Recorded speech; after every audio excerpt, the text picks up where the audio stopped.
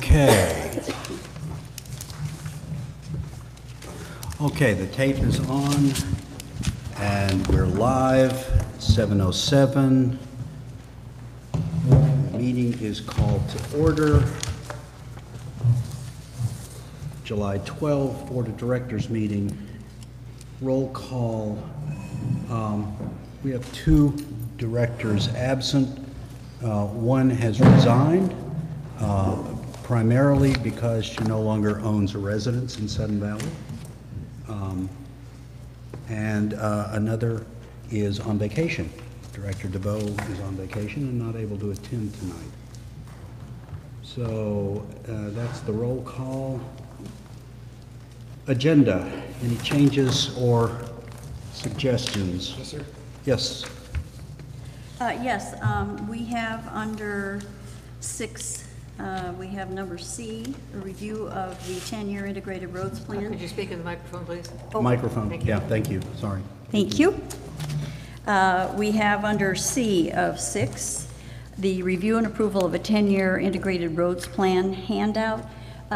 We've been making some last-minute changes to it. We reviewed it at the Finance Committee last night, and I've just talked to Mitch, and we're going to hold off on presenting that and take it back to the Finance Committee for their final approval, make sure they're comfortable with how things sit, and then we'll bring it to the next board meeting. Okay, so item 6C is removed. Yes, please. Any other changes, suggestions? Yes, ma'am.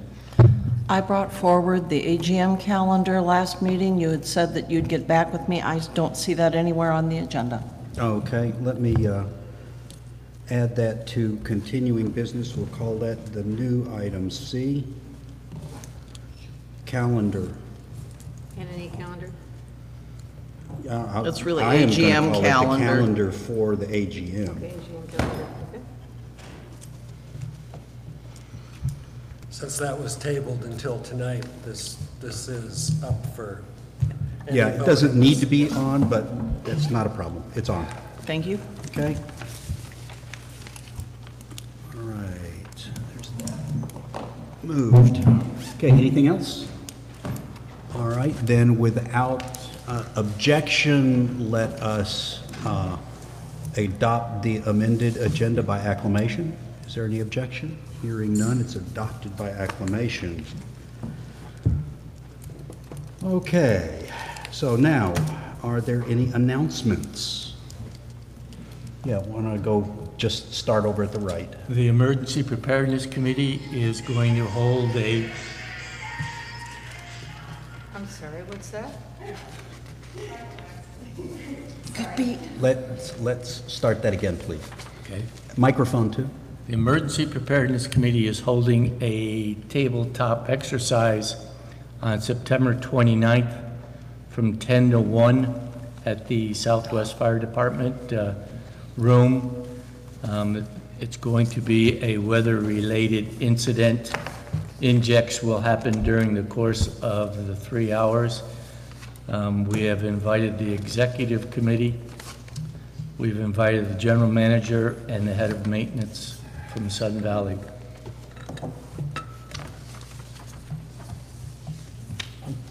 Okay. I believe that you had your hand up? Yep. We have, if we have any audio or video difficulties tonight, we've sent in our sound mixing board in for repair or potential repair because it was cutting out on some microphones at the last board meeting. And so we're borrowing a system tonight, so if we have any difficulties, my apologies in advance. Okay, great. Any other announcements? All right, very good. Property owner comments and any board comments? Okay, seeing none except the board comment. Two board comments. Actually, there's property owner comments, and mine is a property owner comment also. Okay, very good. Why don't we start with you folks in the warm seats? Yes, go over there, your name, your lot and division, or your street address. Andrew Tischletter, 2 Cedar Place. I just wanted to say that I noticed on the agenda the motions relating to the new state laws that have passed, and I just kind of wanted to come here and show that I'm in support of some sort of limitations being put on the dues increases. As someone who just moved here within the last 2 years and is kind of starting out a family and is not exactly having a fruitful budget full of excess money, I just wanted to tell the board that I think it'd be prudent to think about that when you're making your decision tonight on how you guys vote in regards to the measures that will be proposed. Thank you. Yes, ma'am? Again, name and lot division or street address. Bear with me, I write it down. Sonia Volt, 7 Loganberry Lane. Could you use the microphone, please? Yeah. You just pull it Couldn't close. remember my lot number, I'm sorry. Just pull it closer to you. Yeah. Thank you. Sonia Volt, 7 Loganberry Lane. Is that enough information? Okay. First, I'd like to thank Leslie McRoberts for reposting my email from Washington State Senator Jamie Peterson. The new Washington Common Interest Ownership Act is a significant piece of legislation that affects how assessments are determined, and I feel it's important to acknowledge the fact, all of the facts, in order to openly discuss safeguards which can be put in place to protect our home investment and financial security from potential threats posed by an aging, oversized HOA in Washington State. The fact is that the current board majority and management didn't sign this piece of law. The Washington Uniform Common Interest Ownership Act was adopted during the 2018 legislative session, taking effect July 1st, 2018. The governor of the state of Washington, upon the advice of the Uniform Law Committee, signed this bill into law. So in my opinion, in order to decide right action regarding the WCOA, Sun Valley owners must exclude any opinions about the current board and GM and address the simple truth. We have no way to predict the future. A future board and management could decide that the current clubhouse or admin building is in disrepair and requires immediate replacement at a cost of $30 million. And based on the new law, Sun Valley owners will find it virtually impossible to defeat any assessment increase. There is a very real probability some owners will be foreclosed because they do not have the means to cover substantial assessment increases. There's a possibility that without implementing assessment limits, we could see sales and property values of the middle-class homes in Sun Valley plummet because buyers choose to put more of their money towards a larger home mortgage elsewhere rather than pay it to Sun Valley. And don't forget, well, sorry, I was going to go into a thing about Glen Haven Lakes, but I won't, you guys have all heard my thing about that. So, but basically, I, like everyone else, knew that we were buying into an HOA. I knew that I had owner cost when I chose to purchase a home in an HOA in Sun Valley. I anticipated certain increases and expenses. However, I never thought I would have no real vote on assessment increases. So I'm here tonight basically to say thank you to David and to Sarah for working so hard on the measure that I feel is a very fair and reasonable proposal to limit the amount assessments could increase annually. This is about putting safeguards in place to ensure not only our own financial security, but it creates a stabilizing effect on the finances of the community as a whole. Thank you. Thank you. Any other homeowner comments? Yes, sir.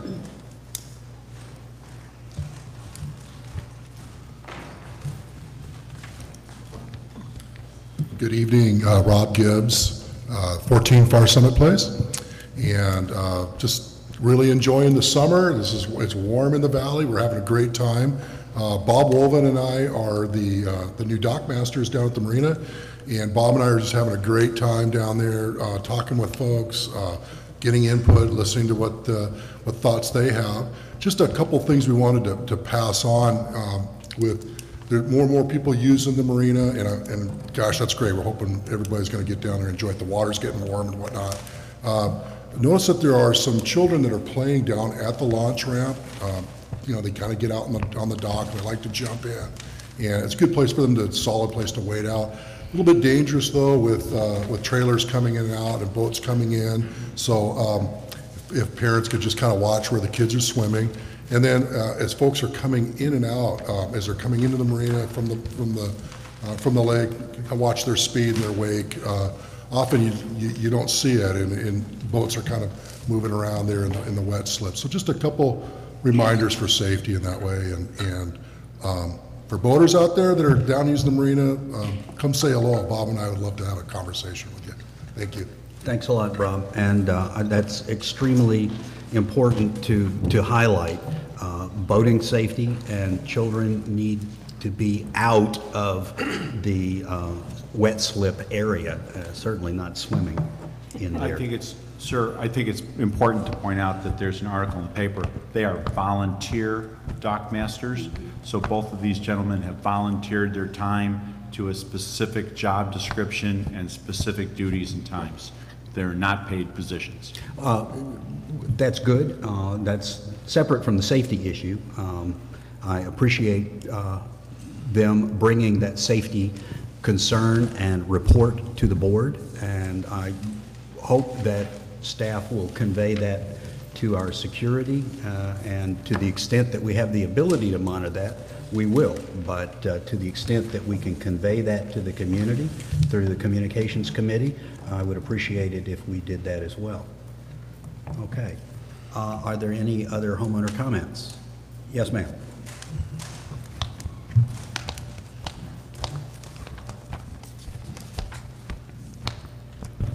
Hi, Paula Birchler, 5 Green Hill Road.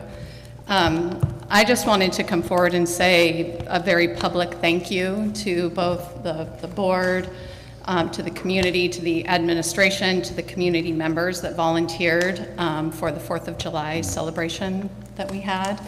To just share a quick little story, I woke up that morning and on Facebook had all kinds of reminders come up of the community, the HOA that we used to live in, and all of the community events that we used to have down there as I was raising my children. And it was a little sad, a little bittersweet almost to see all of those things, and I was really missing my community that we had down there with our pool and our events and getting out to see everybody. And we've come to the 4th of July event in the past, but it wasn't quite as robust as it was this year. So I showed up feeling a little bit of that missing and that sadness. And when I got down there and saw the amount of people and the community that was down there, I was really happy that we made the move here 2 years ago. And in those 2.5 years that I've been here, I've never seen that type of enthusiasm and that type of sense of community and excitement and hope for what we have here and where we're going here. So I just wanted to say a very public thank you. I heard that echoed by a lot of people. So there's a lot of good work going here, and it's very appreciated as a homeowner. So thank you very much. Thank you, ma'am. Any other homeowner comments? Yes, sir. Why don't you go to...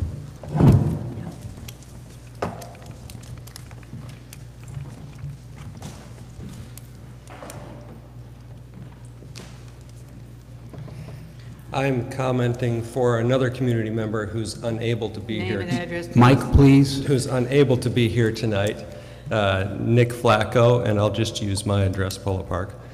But Nick Flacco, who many of you know, his bride recently passed, and my family, Carol and I, spent countless hours at the adult pool over many years, and I know Linda, you did also. But he wanted to make a comment tonight, but he's in grieving. And so he asked me to, and I'm not speaking for or against his comment, but he is asking if it could be considered to allow foot golf to be offered free to members this summer. He thinks it would be a great win for the community, and that is the extent of his comment, and I mourn his loss. Thank you, sir. I believe there's no problem in having the golf pro and his staff evaluate that suggestion for its feasibility. So I'll be glad to suggest that that be done. Any other homeowner comments? Any board comments? Yes, sir. I have two. First of all, I want to thank Mitch and the staff and all the volunteers and everybody involved in the 4th of July events. That's the first one I've been to. It seems like every year on the 4th I'm someplace else. This is the first time I've been here, and I thought it was very well organized, huge crowds. I mean, the thing just was handled very well, I thought. I was very impressed. My second thing I want to do is give some thank yous, if I may. First of all, I'd like to thank Four for Change, Linda Bradley, Tammy Wooden, Matthew Goggins, and Mark Bevan for rescinding the August 2011 board decision to combine the budget and the dues. Number two, I'd like to thank the task force who selected our new legal team. And this was after, the Four for Change came in. They basically fired the GM, fired his legal team, and rescinded that particular item. But the task force who was on that for the new legal team, we selected Schmelik, Sitkin, and Davis. We had to choose from 3 counseling teams. My litmus test, and I believe those of that particular task force, was to support the members' right to vote for dues and assessments. Schmelik, Sitkin, and Davis were the only council team who expressed that we had a chance to successfully win that case. Number 3, the board decision to go to court rather than arbitration. I think that was a key thing for us to do. And the boards, and these were various boards, the decisions to support that effort, I want to thank them. Larry, especially, I'd like to thank you for your leadership in fighting to maintain the members' rights to vote on dues and assessments. Most decisions in that process, to the best of my recollection, were unanimous or close to it. I think I've missed 2 board meetings in 6.5 years, so I caught just about everything that was done with your leadership, and you helped push that through.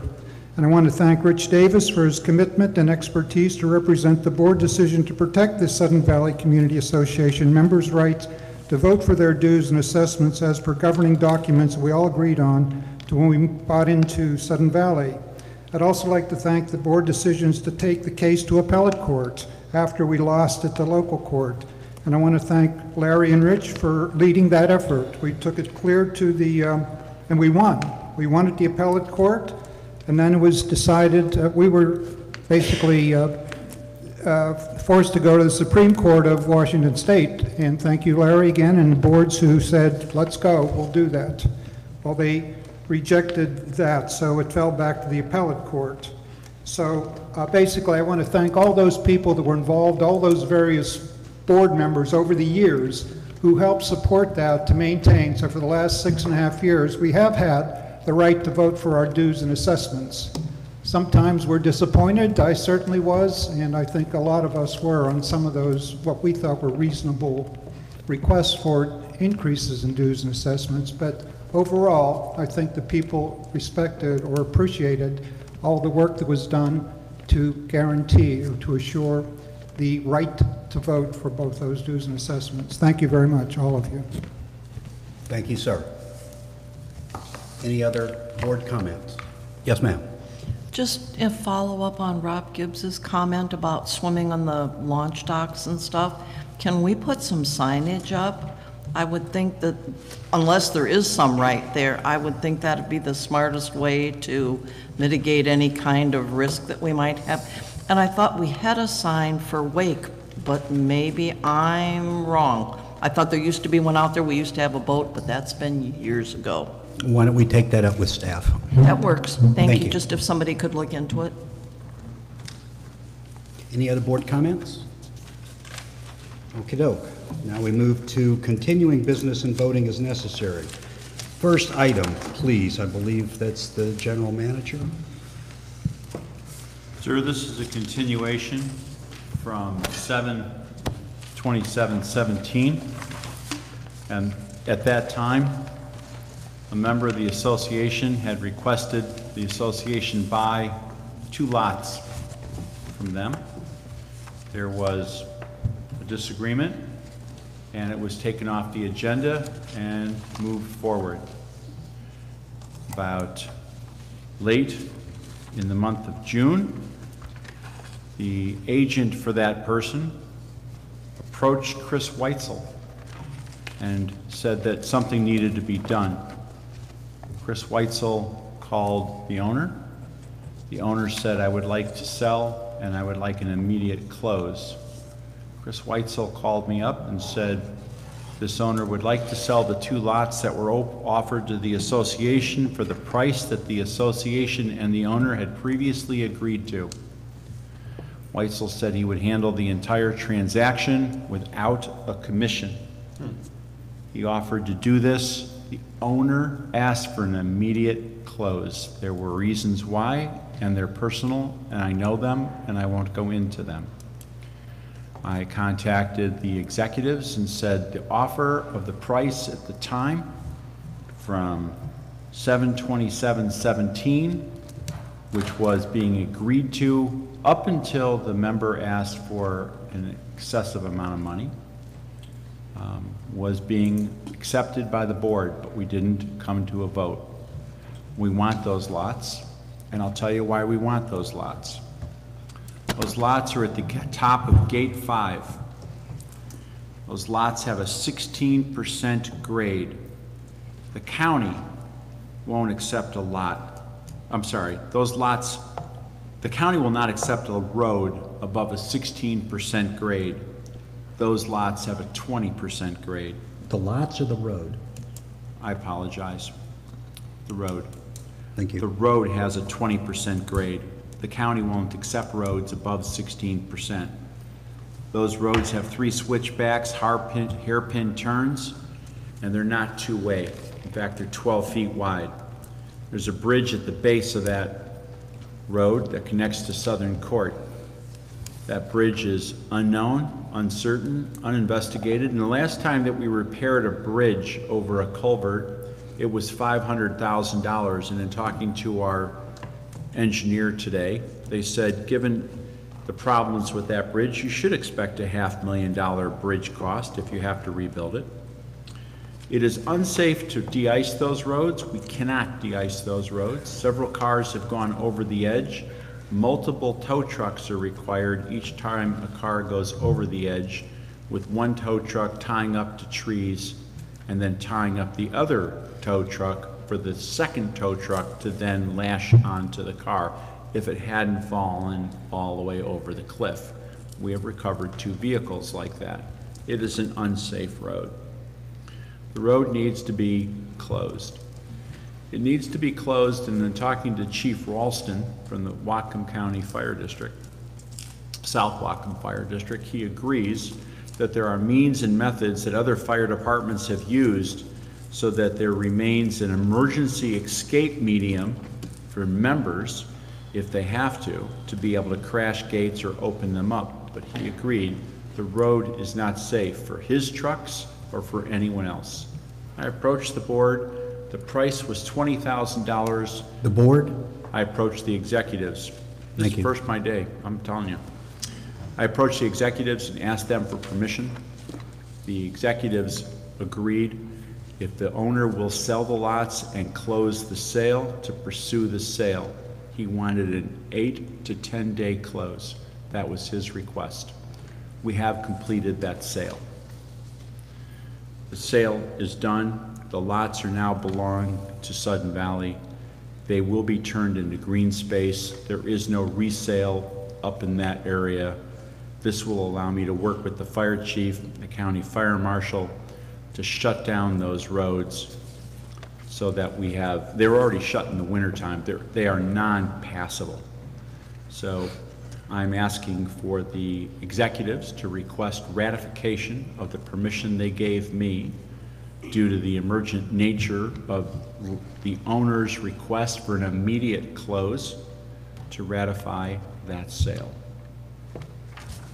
Okay.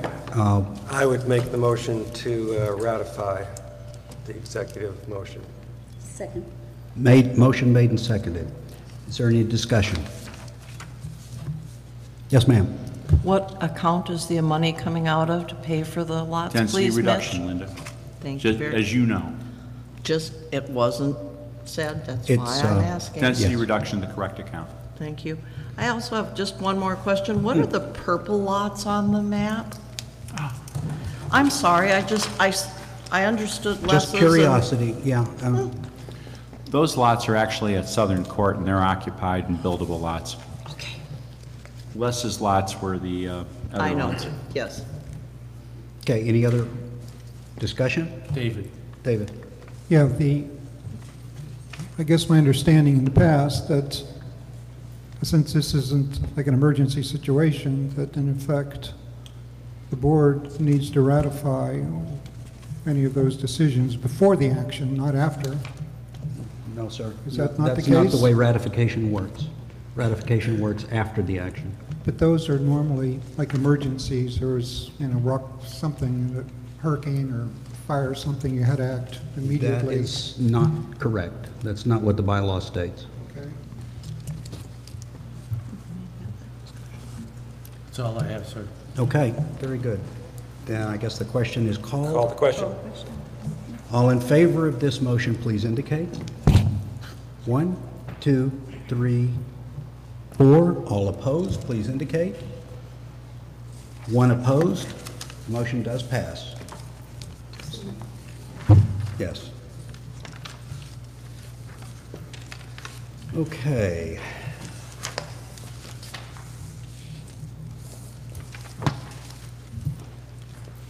Next, review and approval of the 2018 SURF spending plan. There is a reference made to a handout, nothing in the packet. Sir, since that handout is not here, even though it was approved last night, I'm going to withdraw. It was not on the table.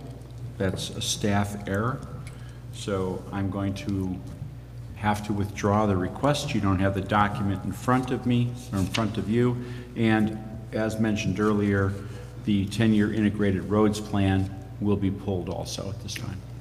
Okay, well, then what I'd like to do with regard to those two issues is ask if the treasurer would be so kind as to explain a little bit, summarize a little bit about what was discussed last night at the Finance Committee meeting regarding those two matters. Yes, we were, first of all, regarding the SURF plan, there were two aspects of the SURF plan that we were talking about. One was the reserve study, and the fact that right now, the way we look at the reserve study and the way it is organized is by components of facilities and by individual pieces of rolling stock. It seems it's hard to grasp the amount of work that needs to be done in any one facility, partially because we're so far behind and have not been doing it, doing our repairs on and maintenance on a regular basis. But one of the things we're looking at is some of the component costs for repairing are so substantial that it makes no sense for us to actually do some of the repairs because the buildings themselves are near to failing situation. The maintenance building is a good example. We put a roof on it last year, but there's just no way to spend money on it and make it a viable maintenance building.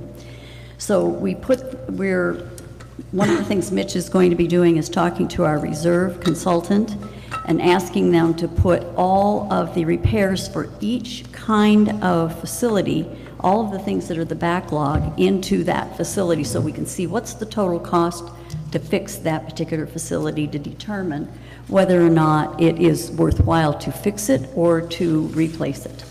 We don't want to spend a lot of money putting repairs in place on a building that isn't going to last another 3 or 5 years. So that was one item that we're looking at. The other thing was a SURF spending plan for 2018. We looked at the amounts of money that are available to us and looked at all of the things that are needing to be repaired this year that are on the SURF plan, and they are far more than the money we have available. So our direction to the board, or our recommendation to the board, will be to move forward on a prioritized list, which the managers and the some of the finance members have looked at and have come up with a priority list of what gets done first, what needs to be done first, and just start working on it until we run out of money, which we will very soon. And we'll bring that to the next finance meeting. For the SURF part we've already looked at. The roads plan is the other piece that we did recommend it go forward to the board, but there were some changes that needed to occur, and though the finance team said we're fine with whatever changes, we just need to fund it. Eric and I talked with Mitch, and we all agree that it would be best if the finance committee gets to look at it one more time so that we're comfortable with all of the numbers and what's in it before we bring it to the board for final approval. Am I correct in my recollection, and again, I'm just going to throw out some very vague numbers, that the amount of expenses on the SURF portion in 2018 that we ought to be expending is about 600,000, and we have about 300,000 in cash. So that's about half of what needs to be done. About half of what needs to be done, right. Okay. And we're collecting 1079 for SURF right now, so the finance committee recommended approximately $20 instead of the 1079 for. But that wouldn't be for 2018. For 2019. Yeah, that's Oh, going yeah, into sorry, a different sorry. issue. Yeah, you're right, we're 2018, right. Yeah, we're about halfway through. So that means it's all deferred to the next year, which is why we're looking at an increase for next year. Okay. All right, then. Let's go. Can I make a comment on? I guess so, yeah. One, just kind of a request, if at all possible, can we have these not be a handout for the next meeting? It doesn't give us, I mean, then we're just looking at a lot of information literally on the spot and being asked to make This is a why we vote, didn't so bring them tonight. I We're going to appreciate that. That review gives them us some again at the time. finance meeting next week, so they'll be actually part of the packet next week. And And then- then for the board meeting the following week. Perfect, okay, and then you were talking about a prioritized list, is that similar to what we did last year then for the SURF, same process? Okay, thank you. Okay. New business and voting is No necessary. AGM, sir. Oh, I'm sorry. Yes, we changed that. Calendar for the AGM. All right, so I'll take a stab at that. The execs have not had a chance to discuss the issue and come to any mutual agreement because there were too many people visiting various executives over the last week or two. But I took a look at the comparative language between the new 6175 as it relates to budget and the bylaws that remain in effect as it pertains to bylaw amendments and elections. There is a difference between the timing. However, if you look at it closely, the best way to say that is that there is an overlap and there is a good chunk of time in the middle that works quite nicely for providing ample time to both get notice out pursuant to the bylaws and get notice out pursuant to the RCWs or the new 6175. I could be miscounting the opening and closing dates, but in general, if the mailing takes place anytime from the 14th of September through the 2nd of October, it will be in compliance with both. And so we need to work back from the 13th or 14th of September and do our printing schedule, et cetera, based on that. However, that does give a good, large window of time in case we need it for printing, et cetera, et cetera. So it is complex because 6175 starts with a board decision and then gives dates based on the date chosen for the meeting, whereas the bylaws basically counts back from the date of the meeting, and it's a lot easier to calculate. Nonetheless, as I say, there is from the 14th of September to the 2nd, and that gives about almost 3 weeks, good solid 3 weeks for things to work out.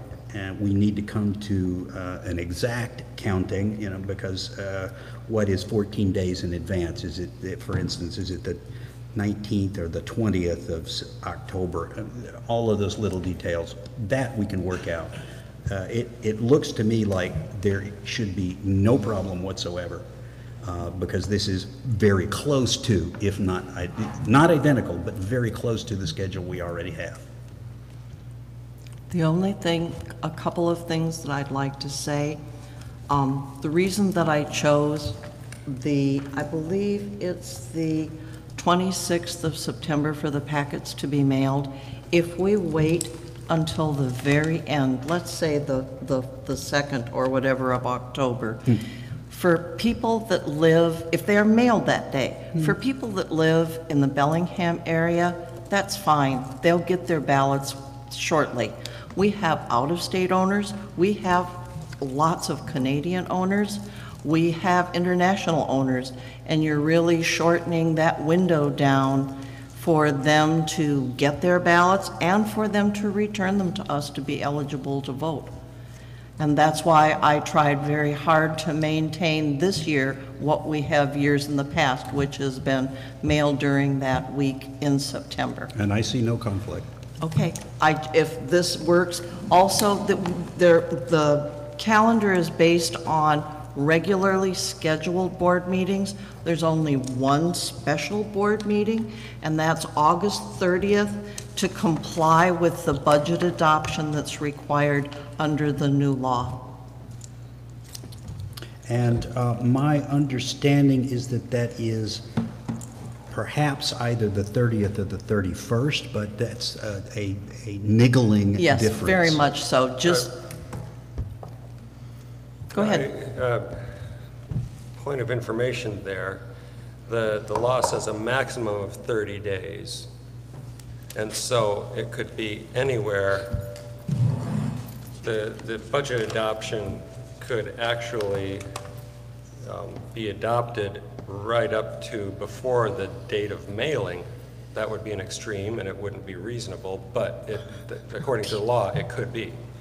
Yeah, I believe that my count says that we should, in fact, make a decision on the 30th or 31st in order to both meet the requirement of the bylaws and the requirement of the RCWs. If it were just a budget decision and we were going to make separate mailings, yes, we could wait until the 13th or 14th to make a decision and mail those things out. But when you figure in the bylaw, it pushes it back a bit. So I don't have any problem with the 30th. We could leave it or we could choose it. My basic bottom line is, as I took a look at this, the existing schedule is rather doable. It does not cause any irreconcilable conflict.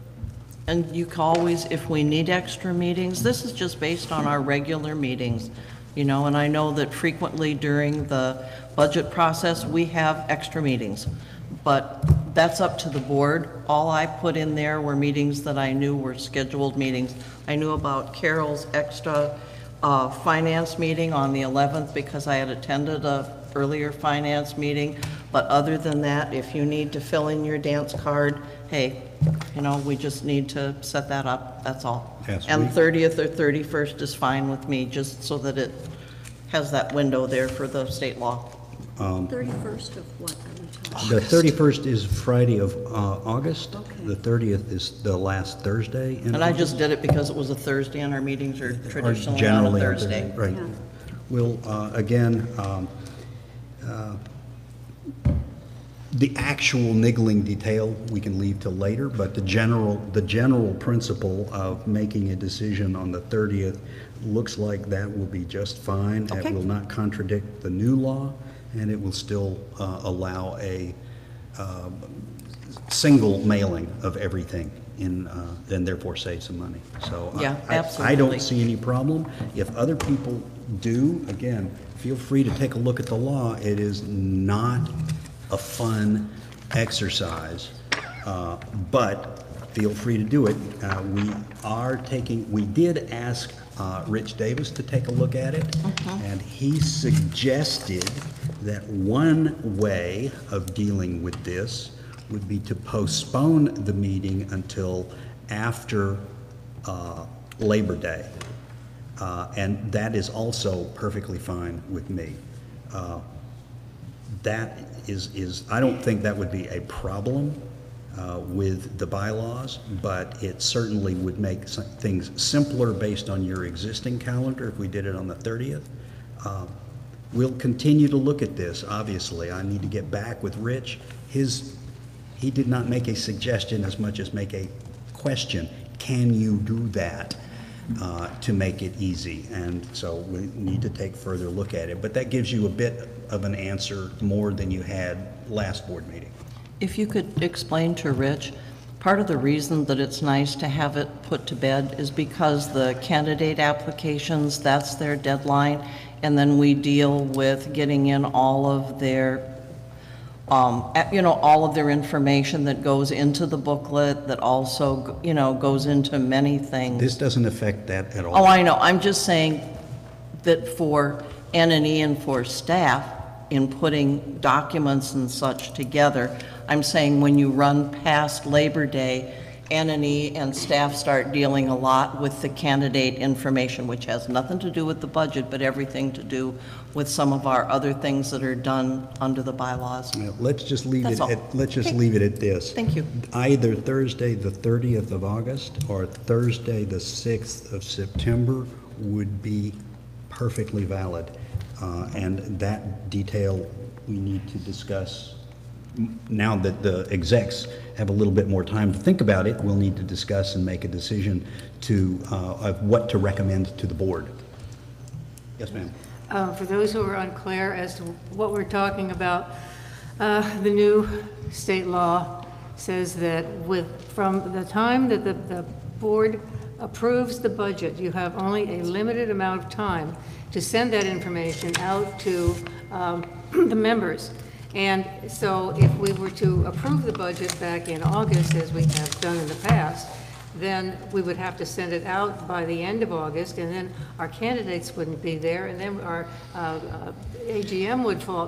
The whole thing becomes very unclear. So we are trying to adjust this by moving approval of the budget into a window where it fits in with the rest of our dates. Okay.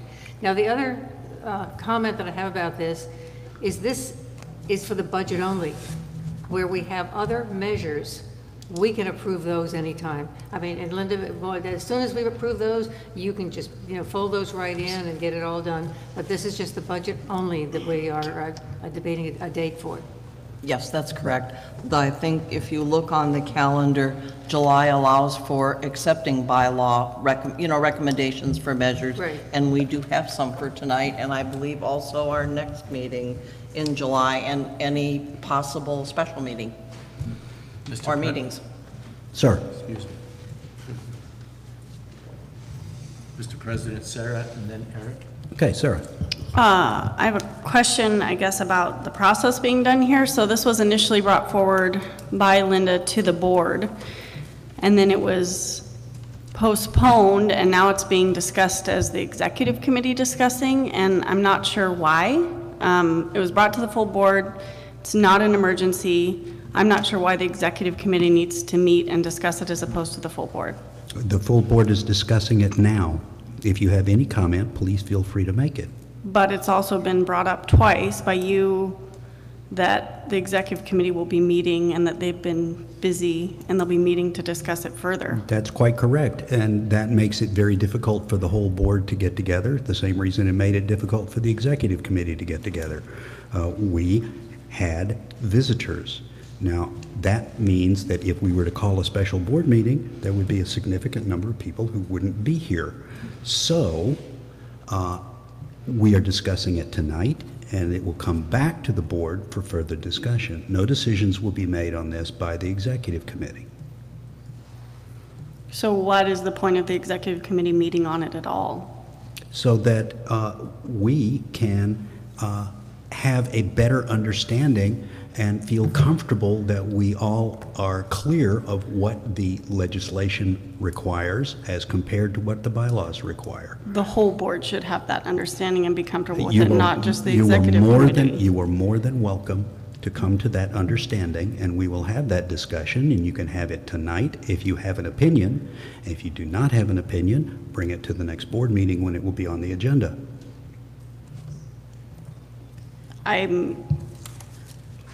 My concern is that I want this to be a full board discussion, not an executive committee discussion. I would like to be comfortable, just as comfortable as anyone on the executive committee, as a person who's not on the executive committee, and it's not an emergency, and there's no reason that the executive committee should have more discussion on this than the full board.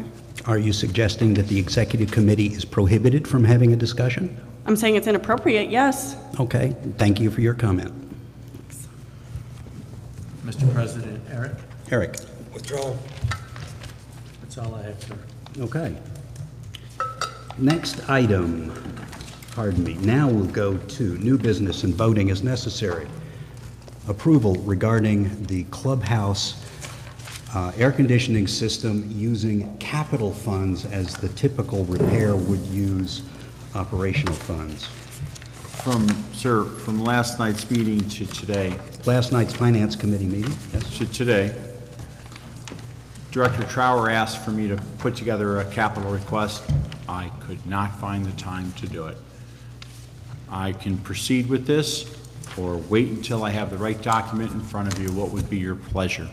My preference would be to wait until we have the paperwork. That would be well. El Agave has no air conditioning on the second floor. Would you consider it a emergency meeting in several days so I can have the right form in front of you? Let me ask, Finance Committee's opinion, the Treasurer's opinion, do we have sufficient information to make an emergency determination tonight absent a particular format of request? The Finance Committee unanimously approved the $6,967.72 for repair of the Compressor. compressor, thank you. So it's one component that needs to be repaired, and that's the one thing that is most critical right now. We're waiting on finalization of bids. This is the only bid we have, actual bid we have. The others are estimates. This is a repair. Barron does our repair. Yes. Yeah, my understanding from last night was that there is no bid further on this. This is a repair. This is In a other repair. words, when I said bid, I mean it's a solid number. It's not a guess, guess in the wind. This is what they're going to charge us to repair that particular item. Are you comfortable with moving forward? And the Finance Committee unanimously said to please move forward. It was their recommendation that he put it in the form of, that Mitch put it in the form of a capital request, but they were comfortable approving it as it was and moving it to the board, so. So we haven't had a motion yet. Let me continue just asking some backup information. The number that appears on the sheet in the packet, is that need to be increased for any reason, contingency, taxes, or anything, or is that the number that is needed? Taxes are included in that number. If I were to put contingency on it, it would be an increase. I will be satisfied with the number itself for right now. Madam Treasurer, are you satisfied without adding a contingency to this? If the general manager is comfortable with it, we are comfortable with it. All right, I would then so move that we approve. I would suggest a motion. Thank you. Sorry? I would suggest a motion then. Thank you. Okay, I move that we approve a $6,967.72 from the SURF Capital Reserve to make this repair for the compressor. Second. Moved and seconded. Is there any need for discussion? I have a Yes, question. ma'am. So the compressor part is broken and something else is broken? I guess I'm unclear what. It's a bigger project. This is I'll part let Mitch of. explain it, but I don't know if we want to go through all of that tonight. 'cause we Just a don't have- quick, I just want to There's- better understand. There's this that. much of the HVAC that needs to be fixed, but we're only looking at this much right now, Well, tonight. This much gets cold air there That's what I was right going to say. now. So if we fix this, will much there be fixes it. AC, I guess? Yes, right. Yeah. Correct? That'll take care of El Agave's problem. There will be air conditioning in El Agave. Okay, just by fixing this, and then the other stuff is like longer-term repair to keep it going? There's three In components. summary? This is one of the components I think we can repair and rely upon. The other two need to be rebuilt. I'm looking for large bids from multiple contractors to do that work. This is a repair request. This would still function with the other components being replaced. Is there a chance that we would put this in and then we would have to replace the whole thing and this would be wasted money? No. That was asked and answered last night, and the answer is no. Is it still no, Mitch? I'm not going to swear that any component at any time is not going to break, but I believe this component will be fixed and it will be more than adequate for 10 years to be able to support the rest of the system. Thanks. Okay, thank you. Question, Linda? Yes. How soon can Barron do the work? They're scheduling it. Call the question? Linda, it's the dead of summer. I'm trying to fit it in as fast as I can. I've got you. I thought maybe they had given you a time when they gave you the bid. They would like me to guarantee I'm going to pay them, so we're having a little discussion about how soon will you pay me, how soon will you schedule? Call the question? Without objection, then, okay, all in favor of this request, please indicate. That's unanimous. May I steal this, please? Thank you, cousin. Okey dokey. Airbnb conflicts with HOA, merely a discussion, correct? Yes, sir, that's correct. At this moment right now, we have what we know of as 10 B&Bs or Airbnbs in Sudden Valley. These are becoming a problem. There is recent court decisions on HOAs about B&Bs and whether your bylaws can prohibit them or not. However, the B&Bs that we have are turning into businesses, and the more that they turn into a business, the more they can be prohibited. The problem that we're having is that when people rent out their houses, we don't have a lease. We don't know what we haven't guaranteed that the people who are coming here for a short period of time understand the rules. The neighborhoods where these B&Bs are located are increasingly reporting and calling security with complaints of excessive garbage. It's a weekend party. Excessive noise, well, it's a party. Excessive occupants on second floor decks. I think most of you might have seen videos or newsreels of decks collapsing because of many occupants thinking that they can dance on an upper deck. These decks were not built to commercial standards. They were built to residential standards. And one of the most recent complaints, we had 15 people up on a second floor deck dancing. And so when I talked to the owner the next day, I asked him, what do you think was the load rating in pounds per square foot for your outside deck? And what do you think would be the consequences of your insurance if that deck collapsed? And every deck that I've seen and has been reported that has collapsed, people have died. He wasn't really sure, but I think he's out of the B&B business right now. Parking is also an excessive problem, including 15-passenger vans, many cars parked in the center of cul-de-sacs. And the worst of all, because right now we're in a fire danger, is people are starting fires without having fire pits because it seems like it's a really good idea. And these are not controlled. They're privately owned residences that are renting out their homes to people to come here and say, hey, come rent my house. We'll pick you up at the airport. You'll have a golf weekend. You'll have a marina. You can use the gym. You can use the pool.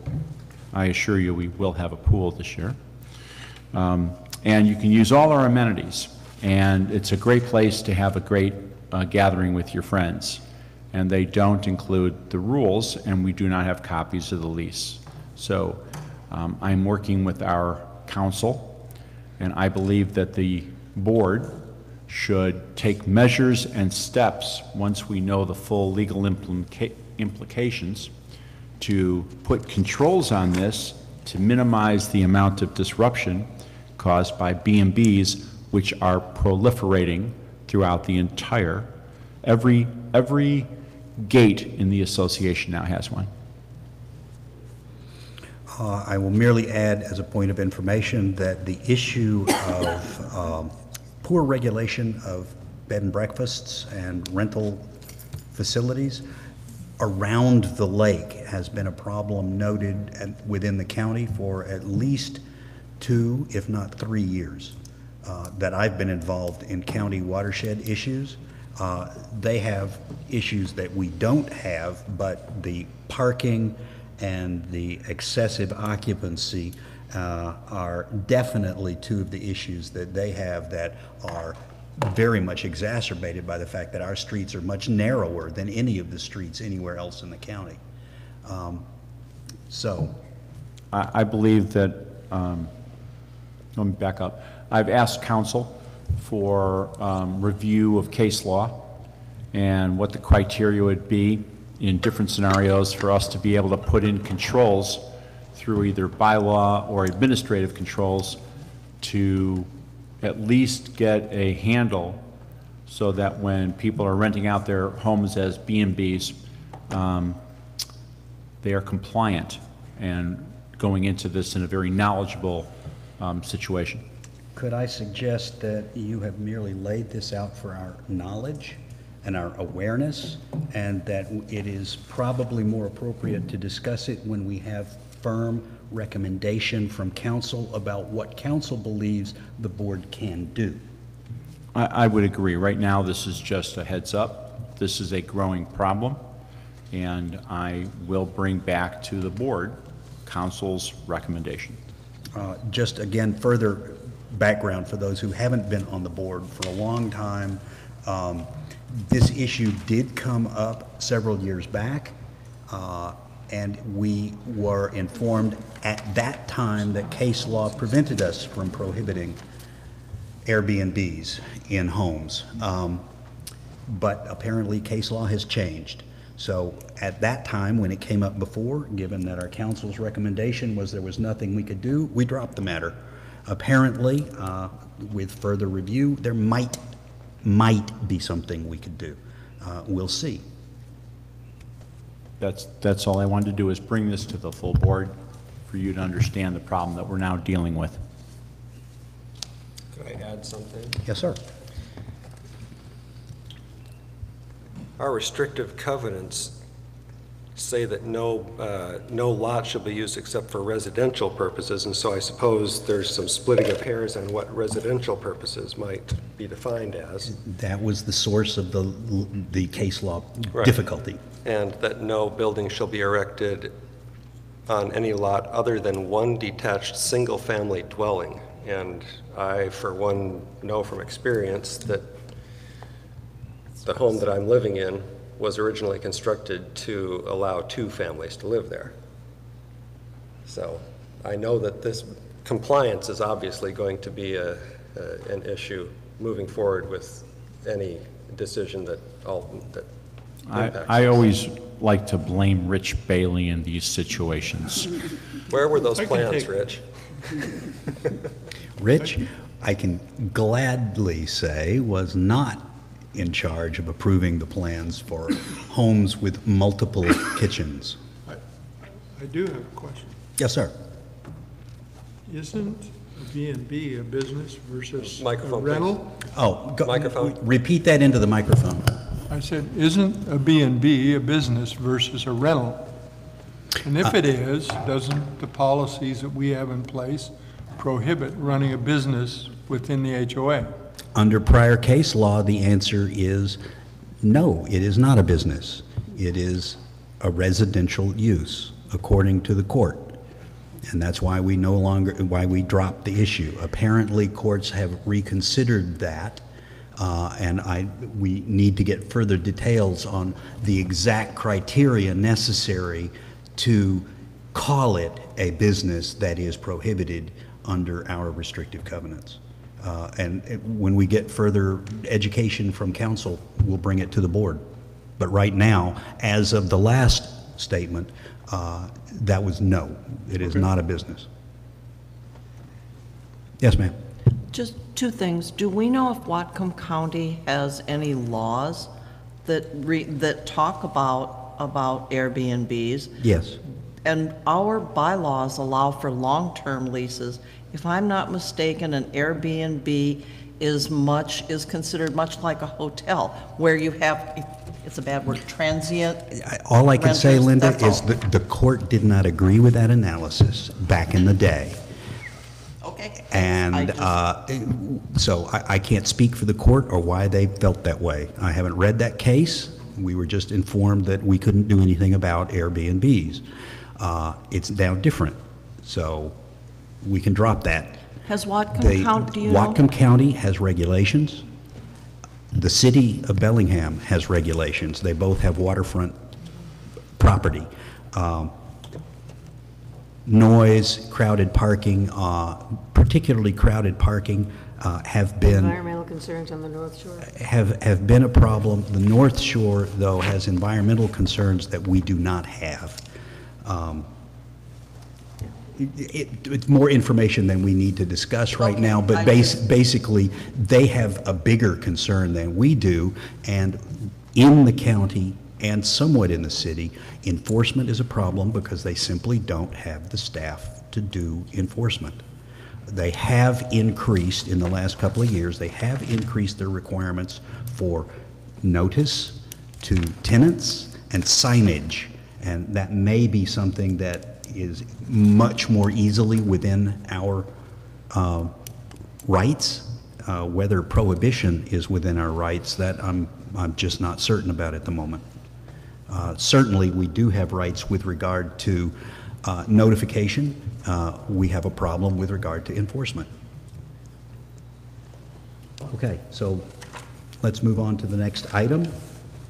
The next item is a set of 3 proposed bylaw amendments, and those are proposed jointly by Directors Narsico and Holmstrom.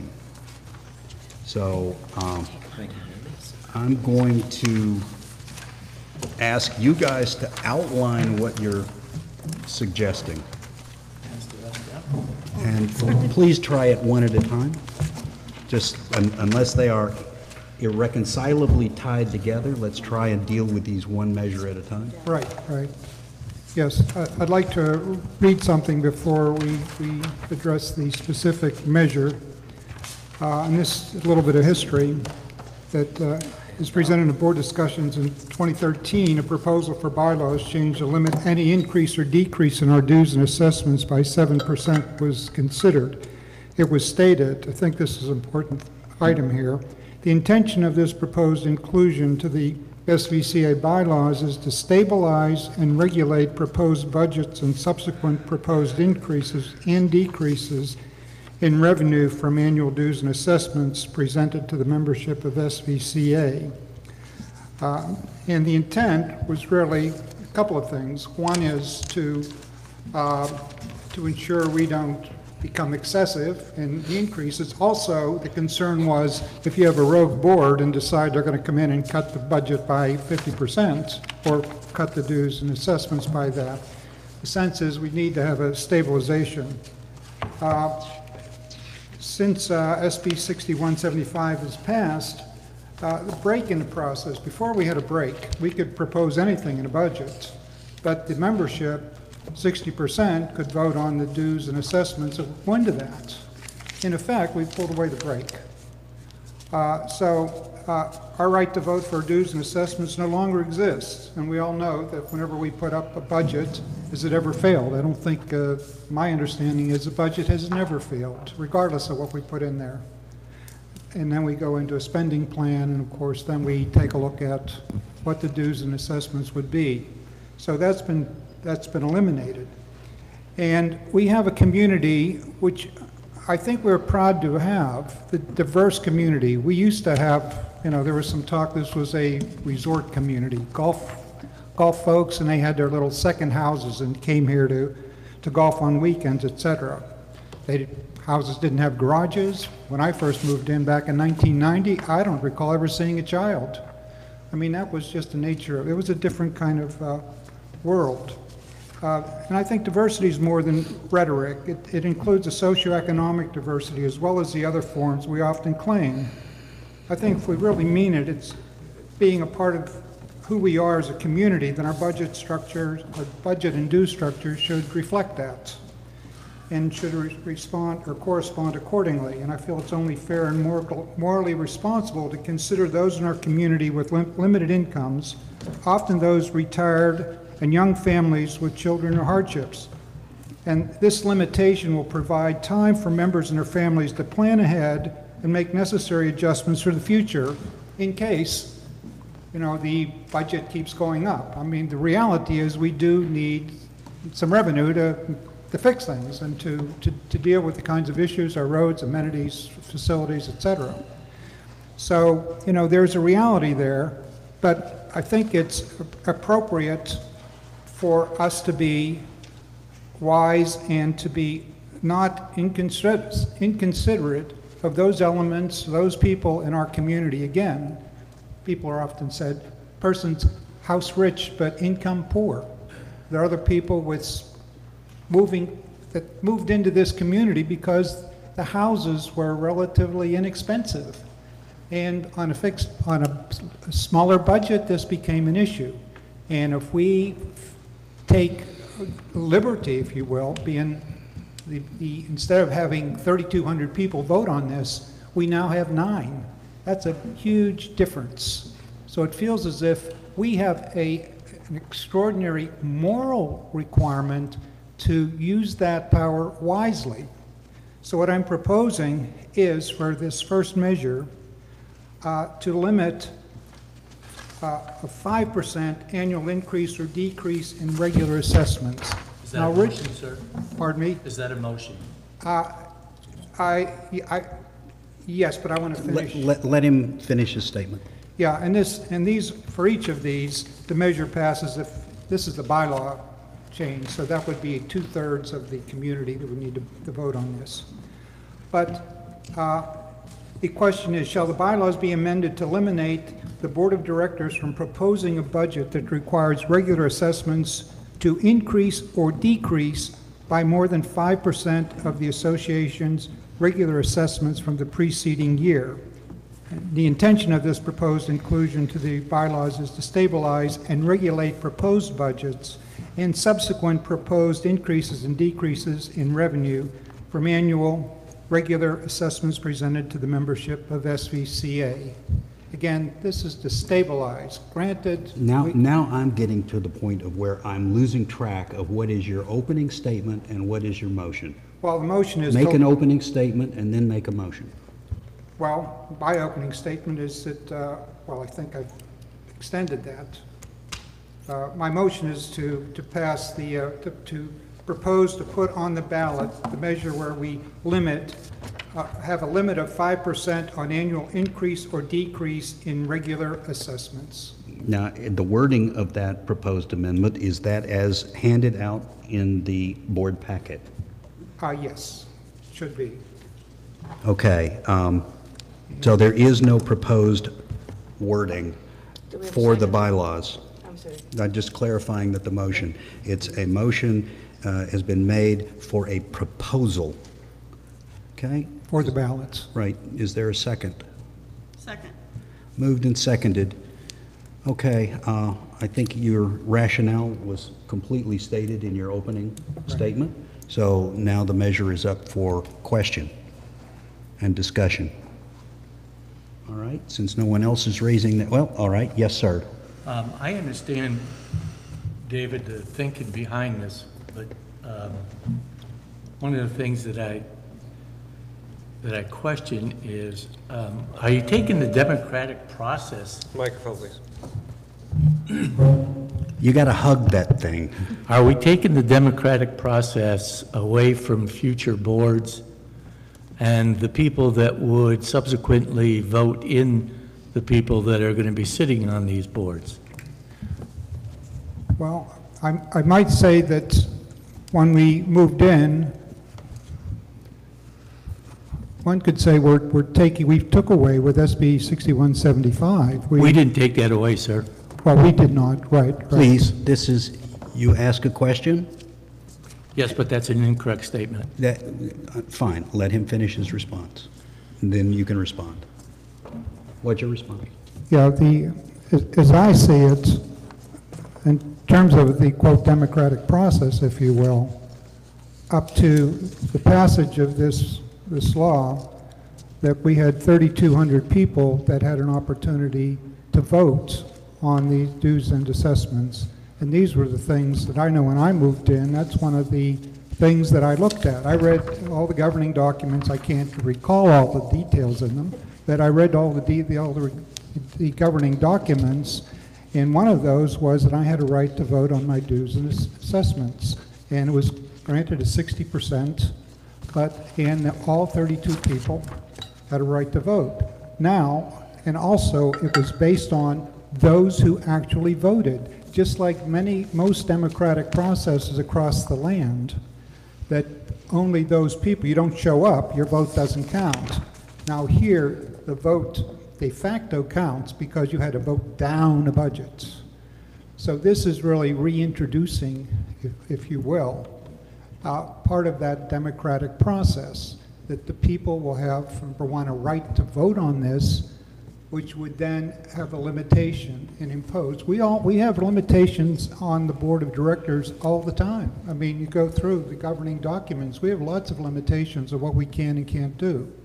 And what these are designed for is the benefit of the community as a whole, not for special interests, but the community as a whole. If we didn't have such a diverse, if we were, one of those specialty homeowners association that only catered to a certain socioeconomic level, that's one thing, but we've catered and we've done it over the years. It's not just the last year or two, developing a diverse community. We have people at all different backgrounds, socioeconomic levels, retired, young folks coming in, just starting families, and we all know that people have had difficulties with 2008, of course, when people lost jobs, lost homes. They're recovering now. So I think it's a legitimate kind of thing to have the community be able to participate in this process. Mr. President, Eric? You had a comment, I believe, and I think it is fair to let you make your comment. The comment is that the fact that we, as a governing body, did not institute nor sign into law SB 6175. Okay, sir, who else? Eric? You do it? I have two questions. First is, you're proposing a 5% annual increase limit, or decrease, I suppose. And I'm wondering if that 5% number was settled on. I know you had been talking about a 7% originally, and right here I see 5%. I wonder if this 5% was settled on because of possibly your understanding of, is that what it would take to actually comply with our restrictive covenants with respect to the need to fully fund roads? No. In effect, when I passed out this chart, originally I wanted 7%. I thought that would be reasonable, and that was what was talked about back in 2013. And I have the numbers here, and one of the things on here, if you look at the 7%, within 10 years, our dues will approximately double. This is assuming for a moment on your chart. If we started with $100, we'd be at $197 in 10 years at 7%, and at 5%, $163. I wanted to put this in front of everybody to see. You know, it could be that the 5% isn't the most appropriate percentage. It could be 7%. I mean, there were some people that complained about the 5% and wanted it 3%. Personally, I think that's too low. Some people feel 7% is too high. I think that's a negotiable issue based upon a number of, things that we have to take a look at. But in either case, it provides an opportunity, an off-ramp, if you will, for those people who say, you know what, this gives me time to plan. I can see the writing on the wall. I don't have to move this year or next year, but I think 2-3 years out, so I can start fixing up that, doing whatever I'm going to be doing. So I think this is reasonable for those kind of decisions for our homeowners. Okay, I understood. So this number that was set on didn't take into account the requirements that we have. No, and that's, for Right, me, okay. it's somewhat negotiable, and I think that that's No, the kind of thing no, we would and be able to talk personally, about. I would like to see our dues cut in half, but that's not reasonable because we have requirements.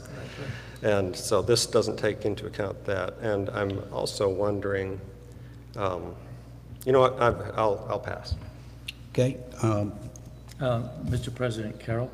I think Leslie was first. and- Oh, I'm sorry. That's all right. Yeah, she was doing it very low. Leslie first and then Carol? Okay. First of all, that measure that went to the membership in 2013 to limit dues to 7% failed with less than 50% of the vote. So I don't think that that's something that we can even, hang our hats on. And the second thing is, there was a communication from Senator Peterson, who was one of the major proponents of this measure. And in the last line of it, he stated that trying to put a limit on the increase was not the intention of this bill, and that he felt that in order to put any kind of a limit on a budget would require another act of the legislature. So we need to be very careful that whatever we decide to do will not cause us further litigation. Mr. President, now Carol. Carol? I have empathy for all of this. I'm with Eric. I'd like to see our dues cut in half, but it's not realistic. We haven't funded things for a long time, and I'm afraid, based on what I've seen on all of our reserve needs, that we're actually doing a disservice to the community who wants to get things fixed, the roads and the marina and other things. We're doing the best we can, but it's just not enough. And after going through the Finance Committee meeting last night and looking at all the backlog and the deferred things that we've been putting off for years, I think it's great if we could limit it, but there are things that need to be done to save our roads and to save some of our facilities. And so I think this pretty much hand ties us in order to be able to do that. And I appreciate the fact that people need warning and time, and I'm thinking we're in the time now to start that process. It's not going to be a long time, because whatever our discussions are in the next few weeks, it'll start January 1, whatever we decide to do as far as a board. I think our goal still is to correctly choose the people we want on the board to do our will, and I think that's where our democratic process is. My other fear is that if we have a really, truly major catastrophe, we have some funds in an emergency fund that we could spend, but if we had a whole all-out catastrophe where we needed significant amount of repairs for us to get to work, I mean, if you limit us in this way, that would be next to impossible. Well, for a moment, that really is addressed. Sir. I'm sorry. That's all. Okay. Are there any further comments? Mike, I guess we'll ahead, go Sarah. with, we'll go, are you waiving? Go ahead. Okay, so Linda was first and then Sarah. Oh, didn't see her either. I guess the whole thing is that we look at is, Carol pointed out, if there's an emergency or a catastrophe, we're going to have a special assessment for that. We did for the golf course when the flood went through here. It's something that's beyond regular assessments. That's all we're talking about. The budget could truly be a 10% increase. It's just you get 5% from the owners and you find the other 5% in increased revenues from operations. If we truly ever get the marina well fixed down there, if we get it paved down there, it's the cash cow now. Well, it could be a larger moo, let me tell you. But the point is that what we're saying is that the board then looks for these extra revenues, that golf makes extra money, perhaps they become a zero operating, where if they make that much, that's how much it costs. It doesn't mean we supplement them to 30,000, 40,000, whatever it is a year. It's all over the place. It's that kind of thing that gives you the opportunity to do this. You might not agree with this measure, but if, as Leslie said, it didn't pass, don't the members still have an opportunity to now vote on this? And things have changed greatly. At that time, it was still a 60% of voting members to pass an increase. That watermark has greatly increased, so that's changed, so it's kind of irrelevant. Thank you. Who's next? Mr. Sarah, I President, think. Sarah, and then Yeah. David. And then David, you've had a turn, David. I'd like to speak before you. Okay. Put me in before David. Sarah? Okay. So this is only one part, obviously we'll talk about next, the special assessment piece, but this is only one part of our increased dues, and I think that's an important consideration here when we're talking about 5% versus 7% or whatever the percentage is that this is one piece of how much, at the end of the day, people have to pay each month. And I think that's why it's important to keep this increase within reason, because this is only one piece of what they'll be paying. We all know that there's major things that need repair that very well could fall under special assessment, new buildings or something that has a definitive amount of time, a loan that we would need to get for them, that would fall under special assessment and not regular dues. Regular dues.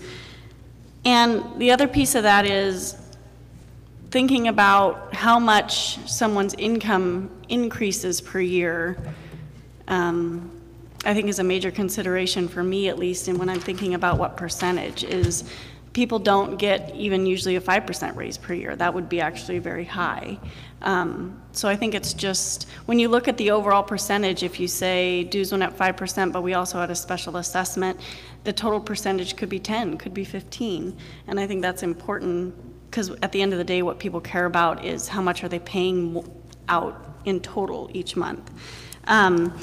Based on the senator's piece, I guess in reading through what was asked and what was responded, it was specifically asked about what in the law protected, the way it was written, what protected the HOA from this, and he was responding to that in how I'm interpreting how I'm reading his answer.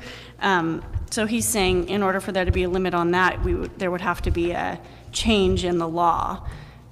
That's not the same as what can we do in our bylaws. Also, when Rich was here and talked about this, when he did his presentation, that question was specifically asked, and he said he didn't see anything that would prohibit putting a limit on this from a bylaws perspective. Now, obviously, that's not an official opinion. We didn't ask, wasn't a written opinion. It was just an on-the-fly question that was asked of him. But we did get that feedback from our attorney. My last comment is we're definitely in a downward slope of what we need. Roads need a lot of help. SURF, we're not even funding close to what's on that reserve study. I mean, it's like last year when we were looking at it, we were doing like the top 5 things out of 60 things on that list. I mean, we're not even close. But the other side of that is we can't do it all at once. Yes, we have to make progress. Yes, we have to start doing some of these repairs, but we can't just hit people all at once with it. We can't just say, look, this has been needing repair for 10 years and we're gonna hit this all in the next 2 years. I mean, that's just not realistic. And I think that's my idea behind this is to, yes, we want to do repairs and yes, we want to allow increases, but let's do it at a rate that people can want to afford and feel comfortable with, and kind of address that mass scare that's out there that dues are going to go up to $300 a month, $500 a month out of nowhere, and just, you know, address that a little bit. But being fair, and I'm hoping that we get to that point with this board discussion and decision of what is a fair percentage so that we can do what we need to do, but still allow the community to be able to live here affordably. Mr. President, now we have a slew. Larry, you're on, Eric is on, David is on, and Mike and Leslie are on. I think for collegial purposes, I'll wait. Okay. So who's next? Eric. And Mr. President, if I may, we are rehashing some of the statements that have already been hashed. All right, then I will very much urge people who have comments not to repeat their comments. I would point out that our rules allow us 2 bites at the apple. So, unless someone else hasn't spoken. I would that's urge, right. That is not a requirement. Of course, that's, sorry. It encourages. The handout that we received with this proposal, it indicates that in year 0, which I'm assuming means 2019. No. Let me explain, just so you, I just use it. Point of information. What year is year 0? This is just for the sake that this is a year. I used $100 for the sake of simplifying. Okay. It's hypothetical. It's a hypothetical year, a hypothetical number. Okay, so then a lot of what we've been discussing here so far about this proposal has been skewed by the understanding that in 2019, monthly dues are going to be $100 under any of these percentage increases, and Point of info, that was not the intent of this. Why? Okay. So he's clarified that was not the intent. Understood. I should ignore the. Not necessarily. No. Your point was not that he is. Your point that was that it has colored the conversation. And he has clarified that, in fact, it was not his intent, whether it colored the conversation or not. That was not his intent. So it was a great question, and he's clarified for the benefit of anybody listening that you didn't intend to imply that dues would start at $100. Does that help? Point of order myself. Just clarification. Who's next? Well, I have Leslie, me, and you. Okay, Leslie. And David. Okay. David before me. One quick sorry. Leslie, and then David, and then me. Okay. To Linda's point about seeking for non-dues income, that is a conversation that we've been having for the 20 years that I've lived here, and it has not been productive. There hasn't been any real big, pie in the sky that we've been able to find so far. And Sarah, I agree with you. This cannot all be done in 1 year. And what I'm looking at is for the different projects, a 10-year plan would be a great thing to say, okay, we got to look at the roads, we've got to look at the capital, let's look at a 10-year plan, let's do this incremental from 1 year to another. I am not looking to put any huge increases on in 1 year. It's just, I don't think it's responsible to do that. I will say that until I get some more information from the legislature, from some of the conversations that went on, some of the rationales for doing this, concerning their intention and what is legally defensible. I cannot vote for anything that will limit it until I know that it is not a potential lawsuit that Sudden Valley is going to have to pay a lot of money for. David? Well, that added another twist. A couple of things. One is that whenever this was presented in the past, or another similar measure, one of the board members said something to the effect, I'm going to vote against it, but I think it's, maybe I'm paraphrasing him, but I think it's morally correct to put it on the ballot and have the community vote for it, even though he himself said, I will not support it and I will vote against it, but I think it's the right thing to do to have that. Number two is, do we not, in most cases, when we put a measure out and we pass it, that it does go by legal, just to make sure that it is copacetic or legally viable? And we do that with anything. I know the variable dues, we went through the same thing and it ran through legal and they made the decision and came back and says, this will stand or not stand, or if you want to make it happen, you have to use these words and things of that nature. I'm assuming whatever it is we would pass or not, you know, what we would pass, it would go through that process. Can I call the question? No, because I would like to make a few statements. How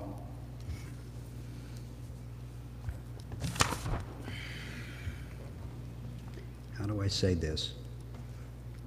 Putting a 5% limitation on annual increases or decreases, putting a 5% limitation on annual increases or decreases is irresponsible. That's irresponsibly low. This community has been limping for 45 years. Even under this supposed 7% increase, we would not even double the dues in 10 years. We have buildings that will fall apart before 10 years is up. We have asked for reasonable dues increases many times over the last years, and they have been rejected by a minority every time. So we never had democratic rule in Sudden Valley. We had minority rule in Sudden Valley. What the legislature did in their wisdom is to say, no, we're going to put it back to the way we believe it should have been under the Casey litigation. The court was right when they interpreted the law as written then, but we, the legislature, believed that the law was badly written and we're changing it to make it read the way we thought it should have been all along. That's their right. We have no right to nullify state statute. And if we attempt to do so, we will be buying litigation. Now, we won the Casey case, and I was happy to support the Casey case because it was argued very badly. We don't have that argument now. The legislature has been very clear. You have a responsibility to live up to your fiscal responsibility to the corporation, which is to preserve, protect, and if possible, increase the value of property in the association. And this community has utterly failed to do that in the last 45 years.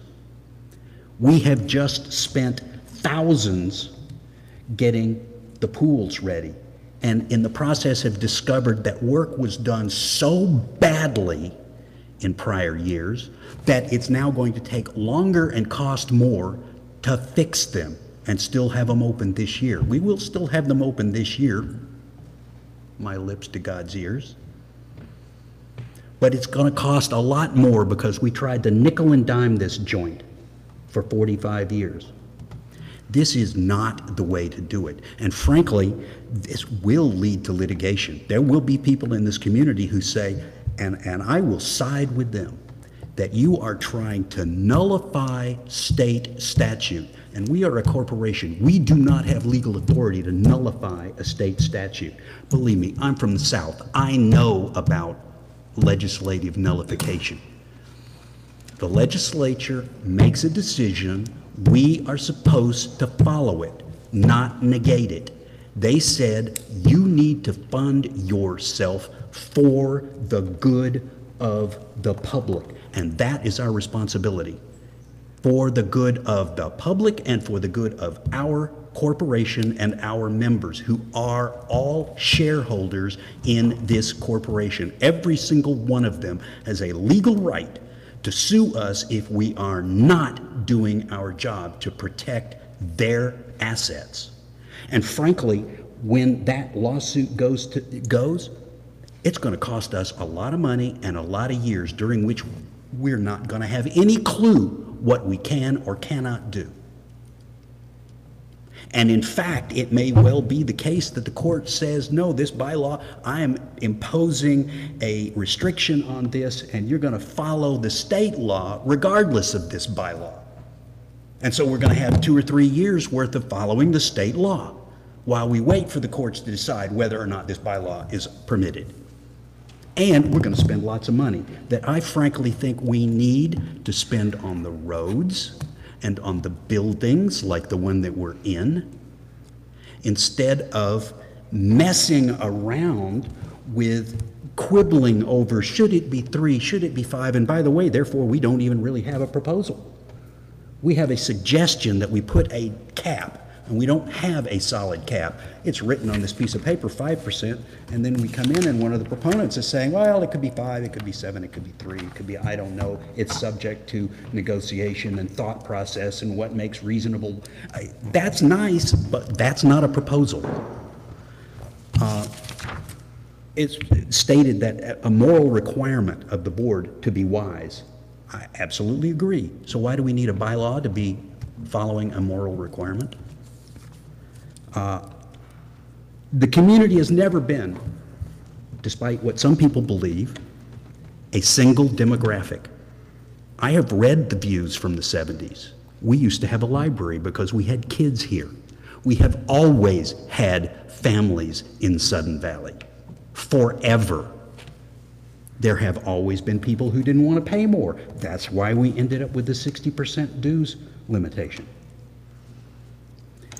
But we have facilities, and it was known by the very first board in 1974 that the $9 per month dues that was established by the developer was dramatically underfunded. They knew that then, and the facility hadn't even been completed. We still had half a golf course to go.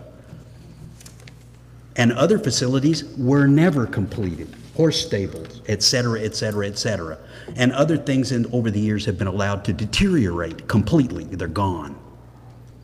The barn out there, barn 6 is going to go next. This barn doesn't have a whole lot of years of life left in it.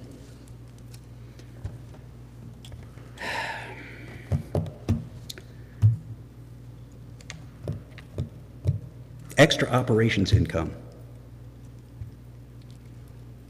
That we could double what we get from the marina. We could double it, and it wouldn't even begin to cover what we need to spend.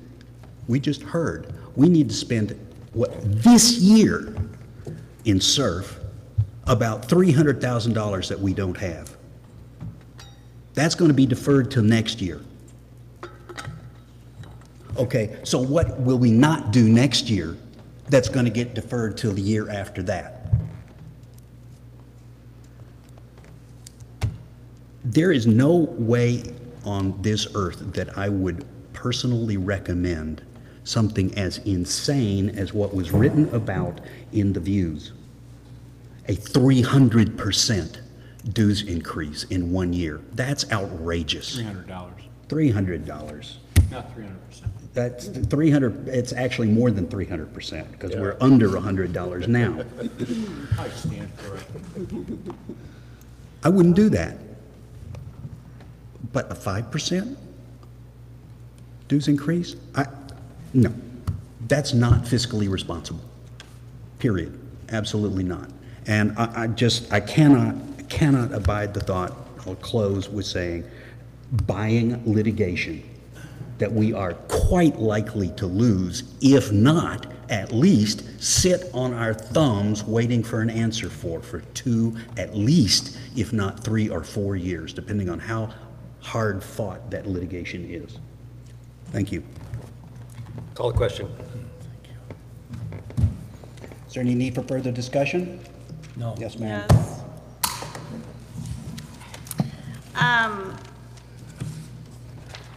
None of this happened just now. I mean, it's 45, you're talking about not being fiscally responsible. There's been fiscal irresponsibility for 45 years to get here. I feel like this is not fair to say that this isn't being fiscally responsible by doing this. I think this is trying to find a middle ground of what's going to make sense and be fiscally responsible to get this place repaired while allowing it to be affordable to the people who live here. And 5% will do that? So- No one is requesting But I mean, wait a minute. amending One the of the things motion. that we have a problem with, sir, is Point of that- order. Point of order. Please, let's follow Robert's rules as best as we can. Yes, ma'am, finish your statement.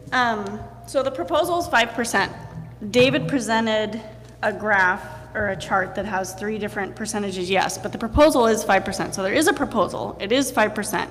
No one's requesting to amend it, so it's interesting to me that this is fiscally irresponsible, yet no one's saying it would be fiscally responsible at 10% or whatever it is that people have in mind, but at the same time, we're being assured we're not gonna give dues that are $300 a month, but no one's willing to say a percentage. So that gives me, as from a homeowner perspective, no assurance that it's not gonna be $300 a month. Point of information and point of order. Specific dues increases have not been proposed. We are not talking about a specific dues increase. We haven't even been presented with a specific dues increase. We can discuss a specific dues increase when and if that does become proposed. So right now, this is in the air. Yeah, This absolutely. is opposed to a hypothetical nothing. So, yes, sir, you had a point. I'm not sure that Sarah's done. Also, I'm really uncomfortable with, I feel like how Larry just talked to us, he's basically scaring the board into saying you can't, if you vote for this, you're asking for litigation. Point of order, this has nothing to do with the motion. This is responding to has what to- he this- said. this He has to do specifically with said the- that. Sir, respond to it in a way that indicates why you believe litigation would not be the result. Okay, when the attorney was here, he was specifically asked, and that was on his list of questions, so he said it also, if we could do a limitation like this. He said there was nothing in the law that would prohibit that. He also didn't bring up that you would be opening yourself up to litigation when he said that. Staff point of order. Well, it better be a point of order. Point of information? Point of information better. Sir, did you receive a response? Because Sarah, I did ask, actually, I have been asking counsel and asked him for a clarification because the question was sent to me. Did you receive his answer today on this?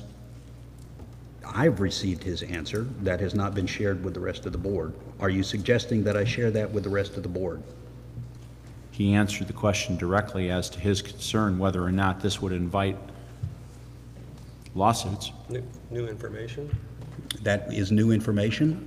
I am certainly willing, if the board wishes, to share that council opinion with the board. Of course. It's pertinent, I I mean, feel, yeah. This is related It's to not our... normal, we do not normally share council opinion with the board. I think in this set of circumstances, it's probably advisable. Could we suspend the rules that we have right now and allow this? Why suspend the rules? Well, we have a motion. I suppose, yes, just ask. I would like to suspend the rules and allow Larry to share additional information that has not been shared with the full board as it is pertinent and timely. By acclamation, do we agree? Yeah. Okay, by acclamation. All right, so we're back into regular order. So I will do that. And we don't, you obviously don't have that information and don't have real time to read it now. So what that suggests to me is perhaps we should postpone this discussion until another board meeting. That's a suggestion. And that would probably apply to any of these proposals, because we'd need to take a look at what he said with regard to each proposal. Although he didn't have the degree of specificity that's outlined here, although there is no specific bylaw language. There's this ballot measure, but there's no bylaw language in here.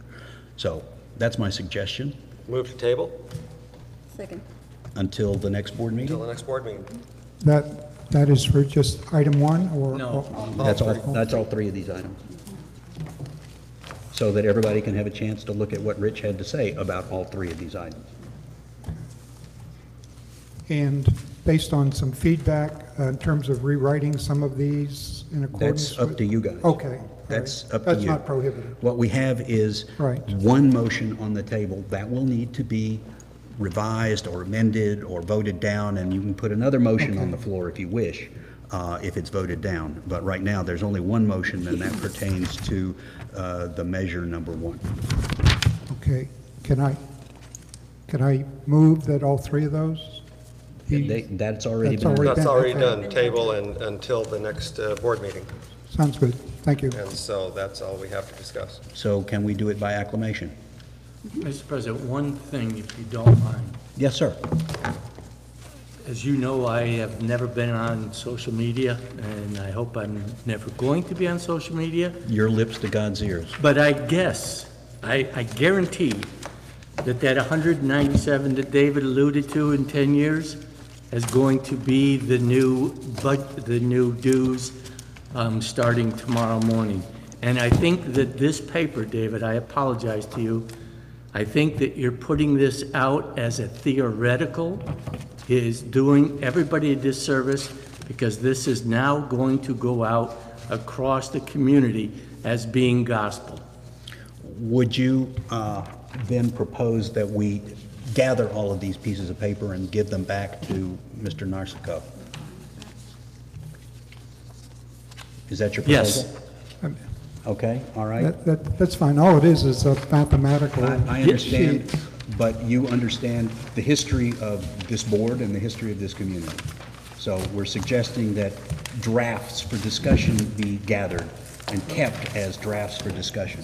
Okay. So would you please all hand back in these tables?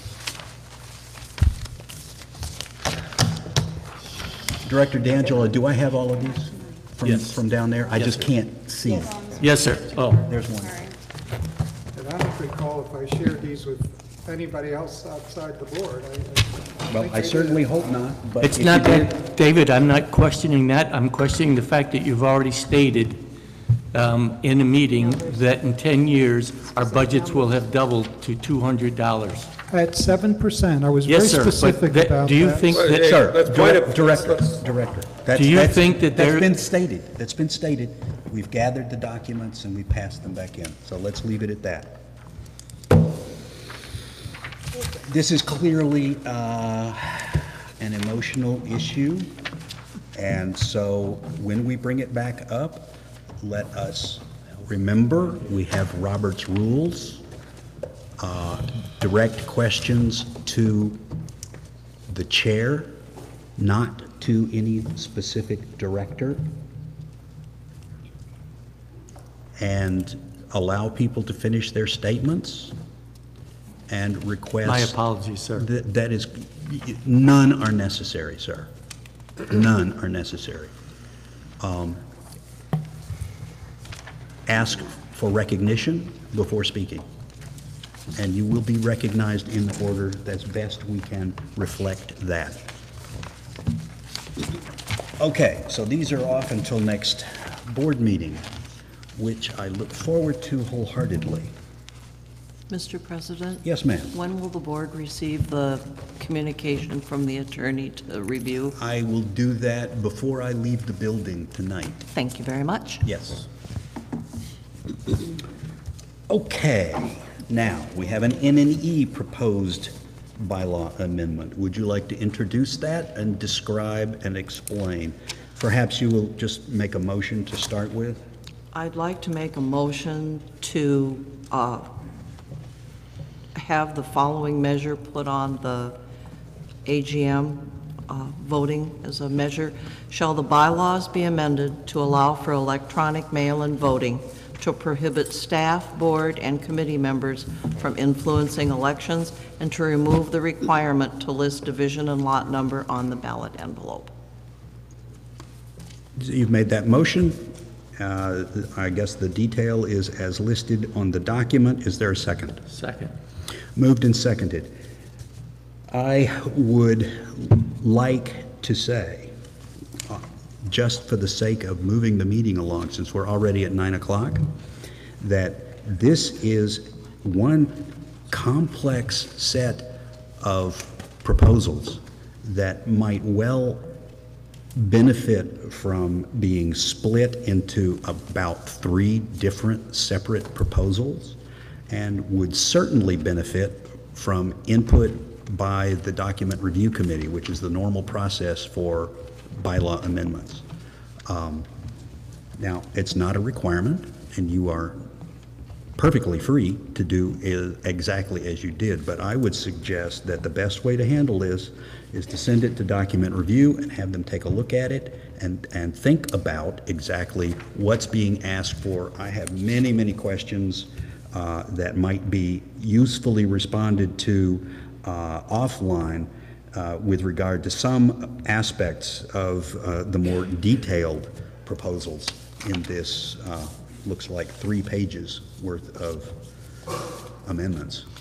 Most of what you see in front of you there has to do with the portions of the bylaws that would need to be amended in some form to even allow for online voting. There are some that aren't, but that's the majority of this, mainly because there's lots of changes. We kind of had that discussion at one of our meetings. The committee has taken it on, and we've tried to do that. One of the, I guess I'm going to kind of describe The committee, that. you mean the N&E committee? Yes. Yes. The other thing is, in the last couple of elections, special SGMs, we now have the ballot box, and the administration office is basically our polling place for our members, where they can return their ballots, that sort of thing. In most elections, and I know we are an HOA, and I know, wow, we're special, but it would be nice to have an impartial place there where people can come, cast their ballots, not be asked to change their ballots. If the DRC ever approves our new manual, changing your ballot comes out of there, because I know of no other place that you can change a ballot any longer.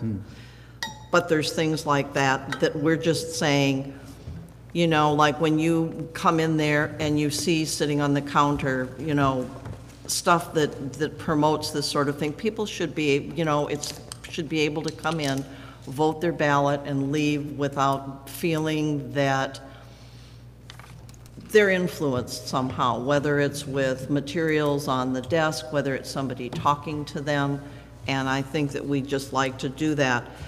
Many people don't know what their division and lot is, and so what we're just asking is that you know the address of your lot, the address of the lot. It's something I don't necessarily agree with, but that's because I do a lot of the registration, and I know that we have some owners that have vacant lots that have copious addresses, and it's probably easier to know the division and lot than to put the wrong address on 2 different envelopes. So anyway, it's that sort of thing, but the main brunt of this is to get us to online voting. You know, we're looking at vendors right now, mainly because, and we're just looking, there's no hurry to it. For a long time, even if online voting is allowed, you're going to be doing a hybrid. It's a given. There's no way you're going to have 100% of the community with email access and approval to receive the communication, let alone vote. And so it's just, we'd like to move this along. Okay. Just So a quick comment. Okay. To kind of tag along on what I said before, and to tag along on the discussion we had at the beginning regarding this calendar. To me, the most urgent issue is changing the bylaws so that our bylaws timeline matches the new statutory timeline. That, to me, would be something I would want to see on this year's ballot. And certainly, my intention had been to make that proposal at the next DRC meeting and to get that moving along. These do not seem to be burning issues. Did we get a second to her motion? I don't believe. I believe Okay. Director D'Angelo did. So then, So are we tabling to? well, what needs to be done is someone needs to make a motion. If there was a motion already There's a made. motion on the floor. The motion on the floor, and if, when he just said the word table. Right. The suggestion was to refer to committee. And Yes, so that needs to be a motion, and That- that would supersede the motion on the floor. that is my motion. Motion to refer to the document review committee, and that's made and seconded. Okay, so is there a need to discuss that?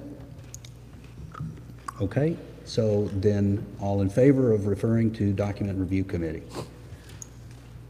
All opposed?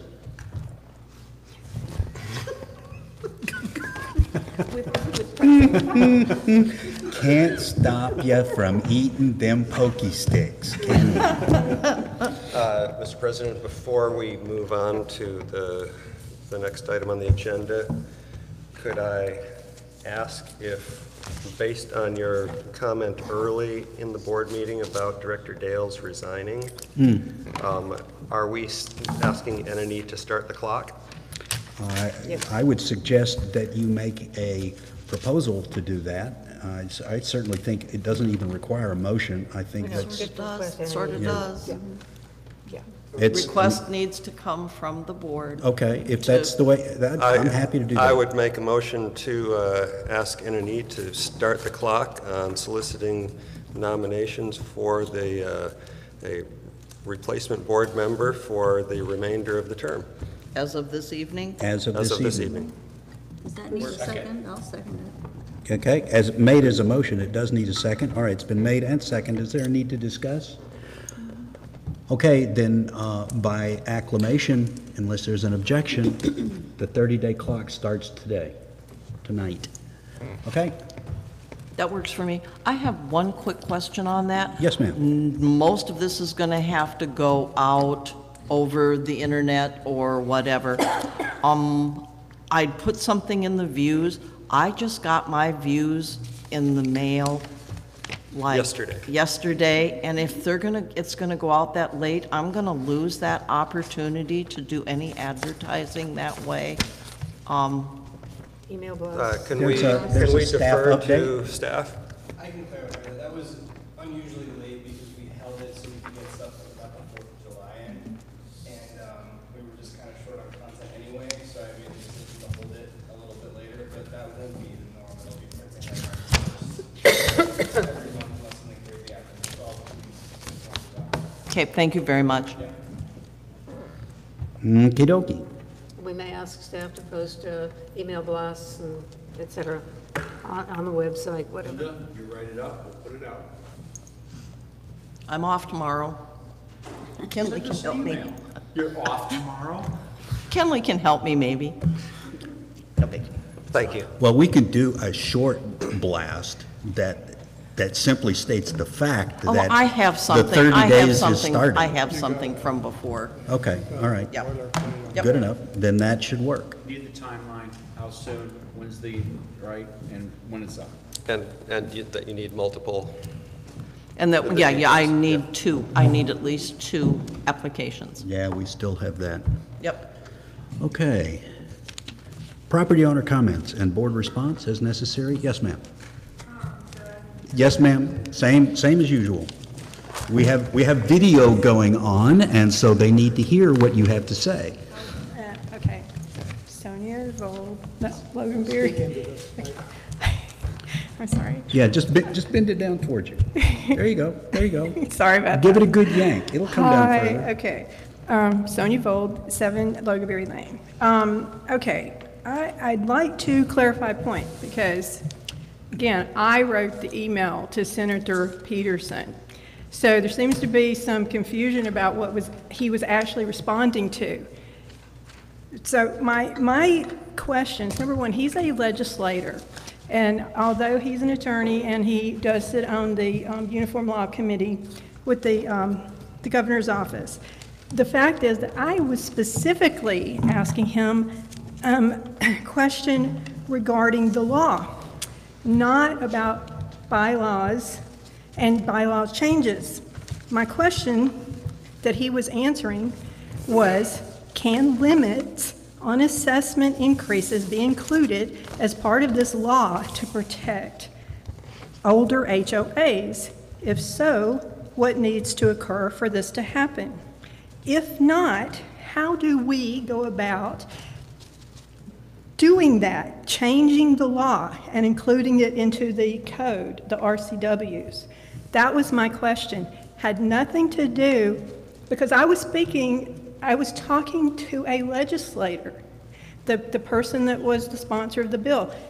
I wasn't talking to an HOA attorney, our HOA attorney, or you guys. I was specifically talking about the law and the person that was behind this act. So he responded specifically to my questions. Further, he is not an HOA attorney. His comment can't be held, as far as, like you're using that as a reasoning of why you can't put assessment limits. His answer was simply to say, changing the statute, because that was my question. He said changing the statute, including imposing limits on assessments, would require a new act of the legislature. He was just responding to my question about how do we change this? Can we include it in this law, or what do we do? How do we go about putting limits legally in the code? Had nothing to do with bylaw change. It was never part of my conversation with him. I just want that to be very, very clear. Understood. Okay, thank you. Thank you. Any further homeowner comments? Yes, ma'am.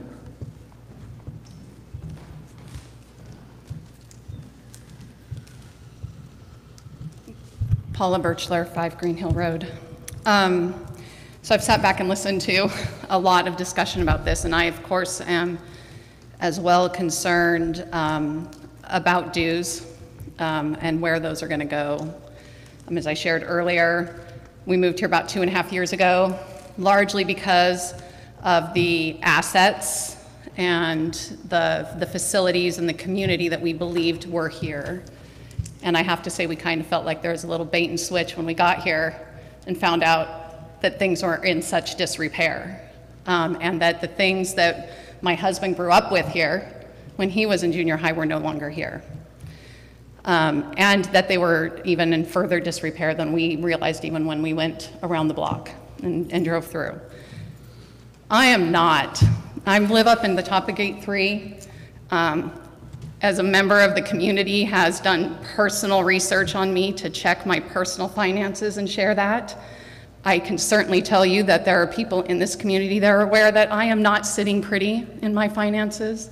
And I think that as a mother and as two working family homeowners, the idea of limiting at 5% terrifies me as a homeowner.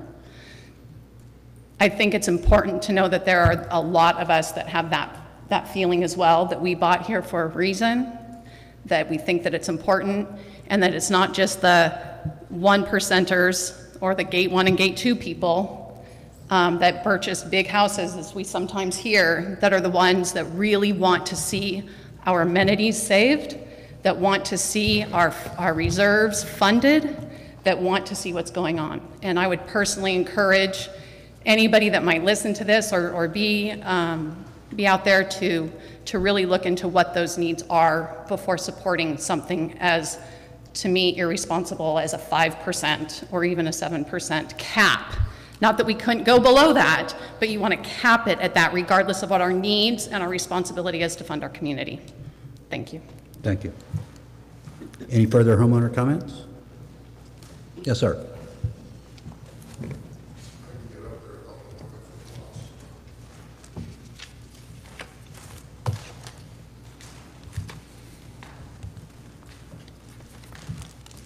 So good discussion tonight. Got a lot of thoughts, so I'll see if I can just kind of condense it down because I know it's warm and people want to go home.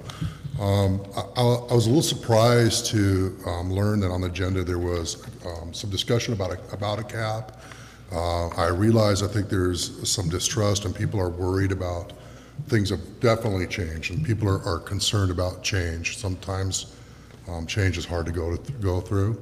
I'm a retired person. I'm concerned about my budget just like anybody else.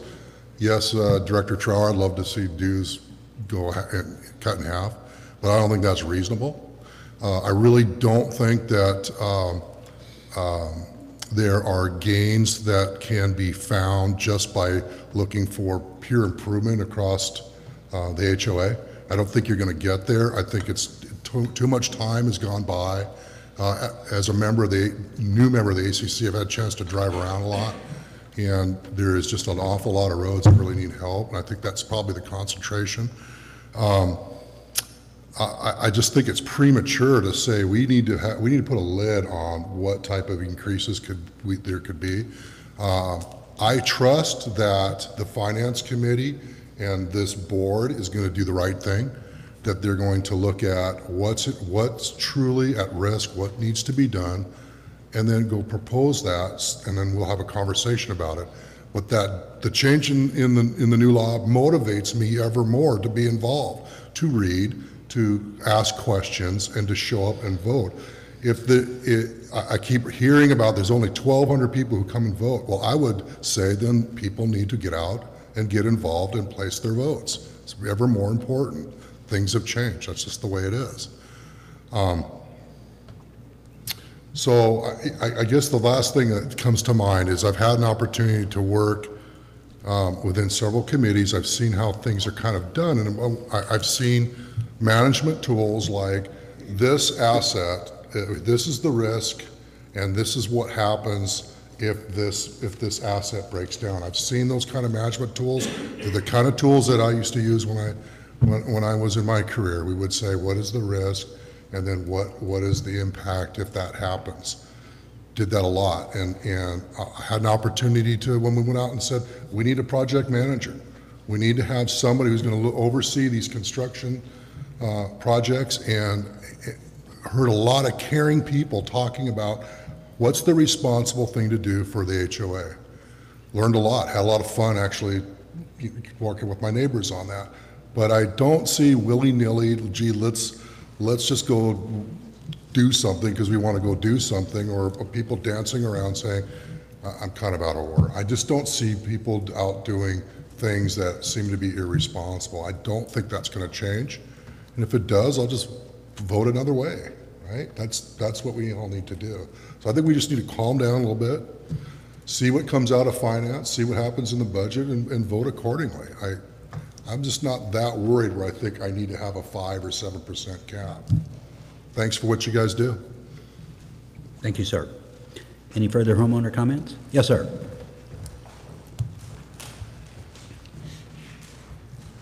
Andrew Tischletter, 2 Cedar Place. I guess kind of going off of what he just said, obviously we all know there's a lot of disrepair and stuff here. You know, I've lived here a little over a year and seen it. You know, it's not to say that the decision you guys end up making, whatever that increase ended up being, is irresponsible or whatever, but what you guys look at and deem as could be an irresponsible cap, or what you see as the needs that has to be done, doesn't necessarily translate over to everyone's personal budgets. You know, it's the 5% is, you know, maybe it's low for what we need to do. I don't know. I've only been here a year. I haven't had time. I have a 1-year-old. I don't have time to look through a 900-page general ledger and try to figure out where everything went wrong over the last 40 years. I don't think anyone has time to do that, let alone even you guys, really. And it's not to say that, you know, what you guys propose, if it was $300 a month that we needed or $100 a month that we needed from every property, to fund all of our reserves properly, to bring everything back up to where it needs to be. It's not really so much about that. It is about the fact that, you know, not everyone in their personal budgets has the ability to accommodate what you guys deem as like a $20 a month increase. That could force someone out of their home, you know, and we have to think about that stuff. Like, we can't just be foreclosing on people. You know, if there's this mass exodus of people from the community, that will hurt property values as well. You know, will they recover? Maybe. I don't know. I'm not a real estate expert or anything like that, but I think, you know, to sit and say it's irresponsible to put a cap on dues, whatever that would be, you know, it's not so much about the cap. It's about thinking about where everyone is, what they have available to them, and how they can deal with what you guys may perceive as a relatively low increase, or even myself, other people, that's the tipping point for them. And so there's a fine line to dance there, you know, and, you know, that's a heavy weight on your guys' shoulders. And I don't really envy you, you know, at all for being in that position. I don't want to be in that position. But I would just like to sit here and say that it is something you guys need to think about, and you got to think about hard, and you got to go to sleep at night knowing, you know, if 1,000 residents lose their homes over, you know, a dues increase that you guys deem reasonable, but 1,000 people all of a sudden don't, you know, that's what happens then. So that's just all I'm going to say. Thank you, sir. Any further homeowner comments? Any board responses? Sure. Just a little clarification. Thank you, Sonia, for your input on the answer that you got from Senator Peterson. I think that I still don't have enough information to make an informed decision on this. And until we get a lot more, get the attorney's opinions and this kind of a thing, I'm just not going to go either way. Thank you. Yes, ma'am. I've kind of been putting this out there, and I think it's something maybe we all think of. We recently voted for this year to start with $10.48 a month increase to our dues for a special assessment. That represents a 13.8% increase in our dues. So if you do that all the time, plus every year of that 5-year special assessment, it's going to increase 3% per year. So I'm saying when we talk about, it's easy to say 7% is not a lot, that sort of thing. Things add up, and you've already got a special assessment that people are going to be paying for 5 years at an increase of 3% per year. Is the 3% reasonable? It is. It's just, I think that it's important to know that when you say 7%, you're looking at this simple little $10.48 that is a 13.8% increase in our dues. That's all. Thank you. Yes, ma'am. I'm not intending to re-debate this whole thing because it's tabled. Please don't. However, I will just say, please have patience. We don't even know what our requirements are this year. You've not heard the things that we have to deal with. And until you do, putting any kind of a cap is irresponsible because we have to first know what are the needs. Once we know the needs, then we can make a decision as to whether we're going to take care of those needs now or whether we can afford to wait to do it over time. That's all I'm asking is wait until you hear what the reports and all of the information are that we're gathering and discussing in finance. And come to the finance meeting so you know what some of those challenges are. Thank you, ma'am. Anything further? Just one quick item. 5% was talked about as if it was fixed. That's why I handed out that chart that it's negotiable about it. Understood. Okay. Then we need to move into closed session to address some legal and personnel matters. Are we going to vote, sir? We are possibly going to vote at the end of that. I can't guarantee it, but it is possible. Okay, closed session at 9:21. Okay, we're moved into closed session now.